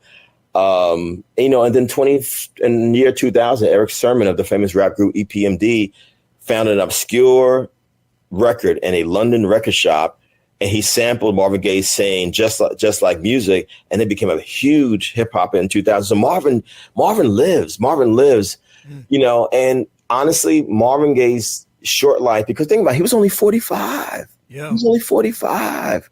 Yeah. What I think about Kenneth is the fact that he did so much in such a short period of time. I mean, the Hear My Dear album, how bold is it to make an album about your divorce and say, well, here's your alimony and payment in the form of this album? I was like, Marvin is gangster, man. But what I also got from Marvin as an artist, a fellow artist, that we got to be very careful about letting the traumas overtake us. I mean, I think about the drugs, the alcohol, the various relationships with women, the accusations of all kinds of stuff with women that have come up through the years. But I love him. I play What's Going On often. I was so happy when a few years ago, you probably have come across this album as well. There was an album that he did between Let's Get It On and What's Going On. What's Going On first, and Let's Go Get It On came out in 73. But he actually did an album called it became known as What Is a Man in 72. Right around the time he did a Trouble Man soundtrack that never got released. And I started listening to that. I was like, this is some brilliant stuff. It was almost like it was an extension of What's Going On. Do you know that album at all? I do, yes. Yeah. But then I discovered this man loved Nat King Cole. This man loved Sam Cooke. So I have all these albums of Marvin Gaye doing jazz standards, Broadway show tunes from the 1960s. Who can say they have that range of work over 3 decades the way Marvin Gaye did? Wow. Very powerful indeed. Yeah. I have just a couple more things to cover because I see our time is short, but No I got problem. to ask you referenced earlier, you're living in Brooklyn, one of my favorite boroughs. Of course, I was Yes. born and raised in Manhattan, but spent Yes. significant time in Huh. Brooklyn. Had two sisters that lived there over the years. Talk to us about what the Brooklyn vibe is all about. Brooklyn's a funny place. Like I actually didn't want to live here. When I moved to New York, I moved to New York City specifically to pursue my writing career as my life as a writer in 1990, the summer of 1990, August 1990. I'll never forget it. I lived uptown. I wanted to be in Harlem. Why Harlem? The Harlem Renaissance, Langston Hughes, Zora Neale Hurston, Connie Cullen. Why Harlem? Malcolm X was had been in Harlem. Harlem was it, man. You know, Duke Ellington, Lena Horne. I mean, the list is endless. And then, you know, before I moved to New York, I used to party at the Rooftop in Harlem, one of the early hip hop clubs. You know what I mean? And then you got Rucker in Harlem, the famous basketball tournament. You know what I'm saying? I had cousins who were from Harlem who lived up in the Polo Grounds, all of that. So Harlem is where I wanted to be, but I kept hearing about, and Brooklyn, honestly, we thought Brooklyn was crazy. Man, because you know, even though I didn't live in New York to 1990, being from Jersey City, we're cousins of New York City, North Jersey. Yeah. So I was going to clubs in New York City from 1984, 85 up. And every time I went to a party in New York City, a club in New York City, they would always say, "Where Harlem at?" A lot of Harlem people uptown. Where's uptown? Where's the Bronx? You know, where's Queens? Where's Staten Island? Whatever. It'd be one person from Staten Island, like one. You know what I'm saying? But then you say Brooklyn, it was like 1,000 people, and they was just thugged out. And I was like, "Yo, what is wrong with these Brooklyn people?" Never did I think I'd become a Brooklyn person. I've lived in Brooklyn longer than I've lived anywhere in my life, man. Wow. 34 years now.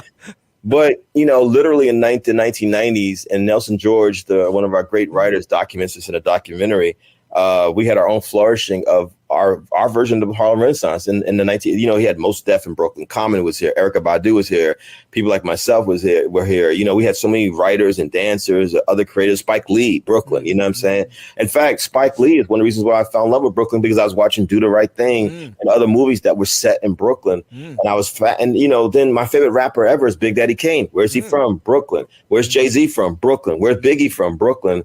And there was a pride. And I think for me, and, you know, as someone from Manhattan, you know, the boroughs, it's like a family. You can tell Manhattan folks, you can tell uptown folks, you can tell Queens folks, you can tell Brooklyn folks. And even though when we leave New York City, it's New York City. We're like, yo, you from New York City? Yeah, me too. You know what I mean? Right. But inside New York City, you take pride in your one of the 5 boroughs. You represent that.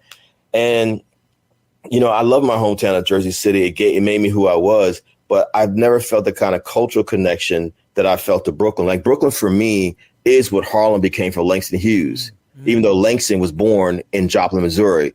Brooklyn is what Harlem became for Malcolm X. Malcolm was born in Omaha, Nebraska, but they became men in Harlem. I became a man in Brooklyn. That's the best way I can describe it. Wow, that's powerful. Speaking of becoming a man, you've got a film, as you mentioned, coming out on manhood. Talk to us a little bit about that. It's called When We Free the World. We interviewed literally 5 years. This year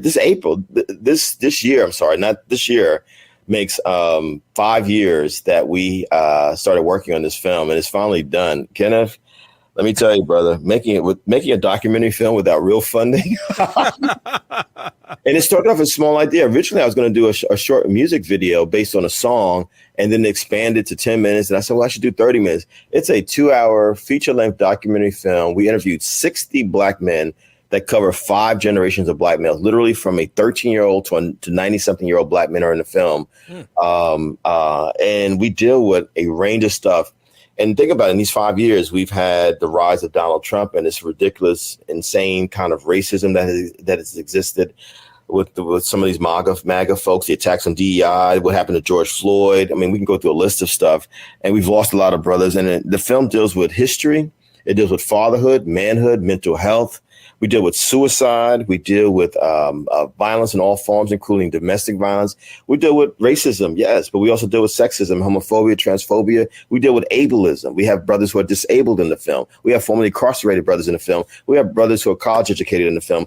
I'm proud of the fact out of the 60 Black males in the film, Kenneth, at least 20 are PhDs. Wow. You know what I mean? Because we wanted to show a range of Black maleness. And what we did, honestly, and I'm a big film lover anyway, but we realized when you think about documentary films on Black men, usually only as athletes or entertainers or us responding to racism, you very rarely see us as whole human beings. You very rarely see us having these kind of conversations. One of the reasons why I love doing interviews like this with folks like yourself, I get to be a whole Black man. I love sports. I love music, but I also love the fact that we can talk about a range of things. Yeah. And that's what we do with this film. You know, I think some of the most tender parts of the film, and when brothers are talking about being fathers or having been fathered, and the brothers who are fatherless, because we're not going to keep showing only brothers who don't have fathers like myself. That's unfair to the Black men who actually are fathers, who had fathers in their lives, as if they don't exist. You know what I mean? And so it'll be out later this year. We'll be announcing it. Streaming platforms, multiple streaming platforms. We'll be doing big premieres in New York and LA, but we're going to come back to Huntsville. We also have a study guide. I'm so proud of this for grade school, high school, and for adults, no matter what their educational backgrounds. And it's going to include all kinds of resources and services for Black males, things to read, to watch, to listen to, because we don't want people to just have this experience and not have any follow-up. We're going to have tools for follow-up and how to become self-empowered as Black males, because we realize, honestly, Kenneth, with these continued attacks on DEI and other things and banning of books, as you know, I think I've thought about, they can do those things. People can do those things, but no one can stop us from wanting to learn for ourselves. Yes. No one can stop us from wanting to empower ourselves. We have a whole history, even during segregation, when folks like, you can't come here, you can't do this, you can't vote. Nothing stopped us from doing for ourselves. That's right. Yeah. Yeah. Kevin, this has been an amazing hour, and I am so grateful that you have allowed me to pick your brain for this period of time. Thank you. At least as an initial experience, because I'm going to respectfully give you time to do the many things you're doing, but you'll get that email or that text message again saying, hey, you got a little time for me coming up, and we'll be recording something or whatever we need to do. Well, we should do it I would like to do it in person when we come back to Huntsville with the film. I think we should do that in person and talk about the film after you've seen it. We showed it in the community. Let's do something and maybe film the whole thing and, have a conversation with folks. Yeah. We should do that. I think that would be with Black males. With Black males. Yeah. Yeah. No, that would be powerful. And I know that there are a lot of people who would be on board with that type of experience. You have a huge social media presence. You got a website out there. Let people know how they can find out more about Kevin Powell. Well, for my website is actually being rebuilt because it's my fault because I'm taking too long to get my team things. This is what happens when you travel a lot. You know how it goes. Right. But Instagram, Kevin Powell in Brooklyn, Kevin Powell in Brooklyn. My Facebook is the same thing, Kevin Powell in Brooklyn. And then X/Twitter is Kevin_Powell, Kevin_Powell. I'm also on the new platform Threads, which is the same thing as Instagram, Kevin Powell in Brooklyn. And then, people can have my email address. I'm good with that. Kevin@kevinpowell.net, Kevin@kevinpowell.net. And, look for the film this year, next year, 2025. Can you believe that it's a quarter century into the new century? It's crazy. Wow. It was just 2000, bro. It was just 2000 like yesterday. And we were scared about what was going to happen to us. I know. But next year, the Tupac Shakur book is coming out and my next spoken word poetry album. But we're going to be touring with the film. I want to come back to that for 1 second, if I may, this last piece. We're definitely going to come to Huntsville. We're definitely going to be going around the country because we don't want to just put the film out there. We want to have community conversations with all people, but especially Black males of all ages with this Black male film. I'm really excited about the conversation that we fostered. And I'm just, I say it to you, brother, we have lives that we've lived that we've been very blessed, to have. You have shared your story with me, which I think is such an powerful story. And I'm here to be as supportive of you as you've been of me and so many other people and know that I'm your brother for the rest of your life. Well, I appreciate that because my book is absolutely being developed right now. I'm Excellent. Writing some. Good. And as I said, I'm going to share a few samples with you relatively soon. So, Good. Thank you for your mentorship and your willingness to guide me in that process. No, thank you. I didn't want to say he's got a book coming out, but you just said it. So now you got to do it. Hey, it's happening. And I'm going to say this, too, because you gave me credit for it because I said it, but you inspired the title. And this is how we talk about iron sharpens iron, because you had a couple of pieces of iron talking about various things. Wow. And you said something to me that triggered something in my mind, and I started talking about the journey Yes. And then you kind of hone that into because of the journey. And I was Yes. like, oh, wait a minute. I think Yeah. you got something here. So that's actually the name of the book. We were in a car. I don't know if we were going to the Black-owned vegan restaurant in Huntsville. What's the name of that restaurant, by the way? What's that restaurant? The WJOU Vegan. Man, that food was good. It was. I wish they could ship me some food, brother. Hey, I'm gonna ask some questions and we'll see what we can do. All right. But I remember that. But this is why Black men and men in general, because even though our film is centered on Black men, one of the things that we keep saying throughout our documentary, men have to talk. Yep. And again, a lot of us can talk a lot about sports, a lot about money, a lot about our jobs and careers, a lot about women. And we happen to be straight brothers like us. But I'm like, hey, just the fact that we had honest, open, vulnerable conversations, you got your book title. And all I did was listen. I was like, man, there it is right there. I'm just giving it right back to you. You know what I'm saying? Yeah. It was a powerful moment of both confirmation and affirmation. And yes, again, sir. I thank you for that. So I'm excited. Thank you. And thank you for having me here. This has made my day just doing this, having this conversation with you. And and I'll say this to you, as I say to other folks like you, I prefer these types of shows because we get to really talk and flesh things out.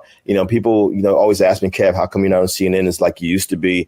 I don't want to argue with people. I mean, we can agree to disagree civilly. I'm down with that, but I'm not here to be entertainment for people. I'll actually, I start where I end at. This work is for God. This work is for the people. This is not to be famous, to make money. I'm not, if that happens, God, thank God. But what are we doing if we're not trying to help people? I'm not trying to be an entertainment piece for people to make people feel good and sensationalize stuff. You brought up something very serious in the conversation about the attacks on diversity, equity, and inclusion. I'm going to say it again. I would not exist without those kind of programs in the way that I do now. That's right. And ditto on that. Kevin Powell, thank you for joining us today. Thank you. My brother from another mother, holding it down in Brooklyn and around the nation and the world. Until we meet again. Thank you so much for having me. Appreciate you. Thank you so much.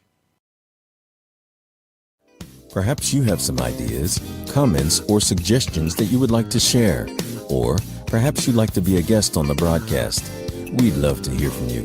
Please feel free to email Kenny Anderson at mxlife@aol.com, or you can like us on the Second Chance Facebook page.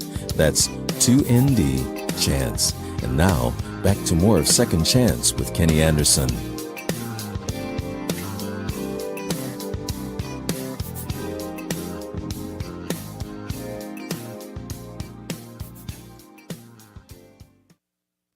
What an amazing show we were able to provide for you today. Of course, the big interview with Kevin Powell, human rights, civil rights activist, author, filmmaker, and so much more. What an opportunity to be able to hear from him today. We certainly appreciate that. Also want to thank my other guest, Aprecia Faulkner, the founder and CEO of Global Strategists Association based in Chicago, and Ava Willis-Barksdale, who is University Advancement Vice President here at Oakwood University. We thank both of them for just really informative, insightful conversations. On next Sunday, it's What's Going On, my social and political roundtable conversation will feature commentary and perspective from a variety of voices. We look forward to having that opportunity at that time, and we hope that you'll choose to join us then. In the meantime, I hope that you have a great rest of the week. Remember, as always, knowledge is better than riches. Have a great afternoon, and we'll talk again soon. Good day. Thank you for tuning in to Second Chance. We hope that the information that was shared has been a blessing to you and that your life will be enriched as a result of it. We'd love to hear from you. So please send your email comments to Kenneth Anderson at mxlife@aol.com. That's mxlife@aol.com. And check out our Facebook page, 2ND Chance. That's 2ND Chance. In the meantime, have a great week, and we'll talk to you again next week. Good day.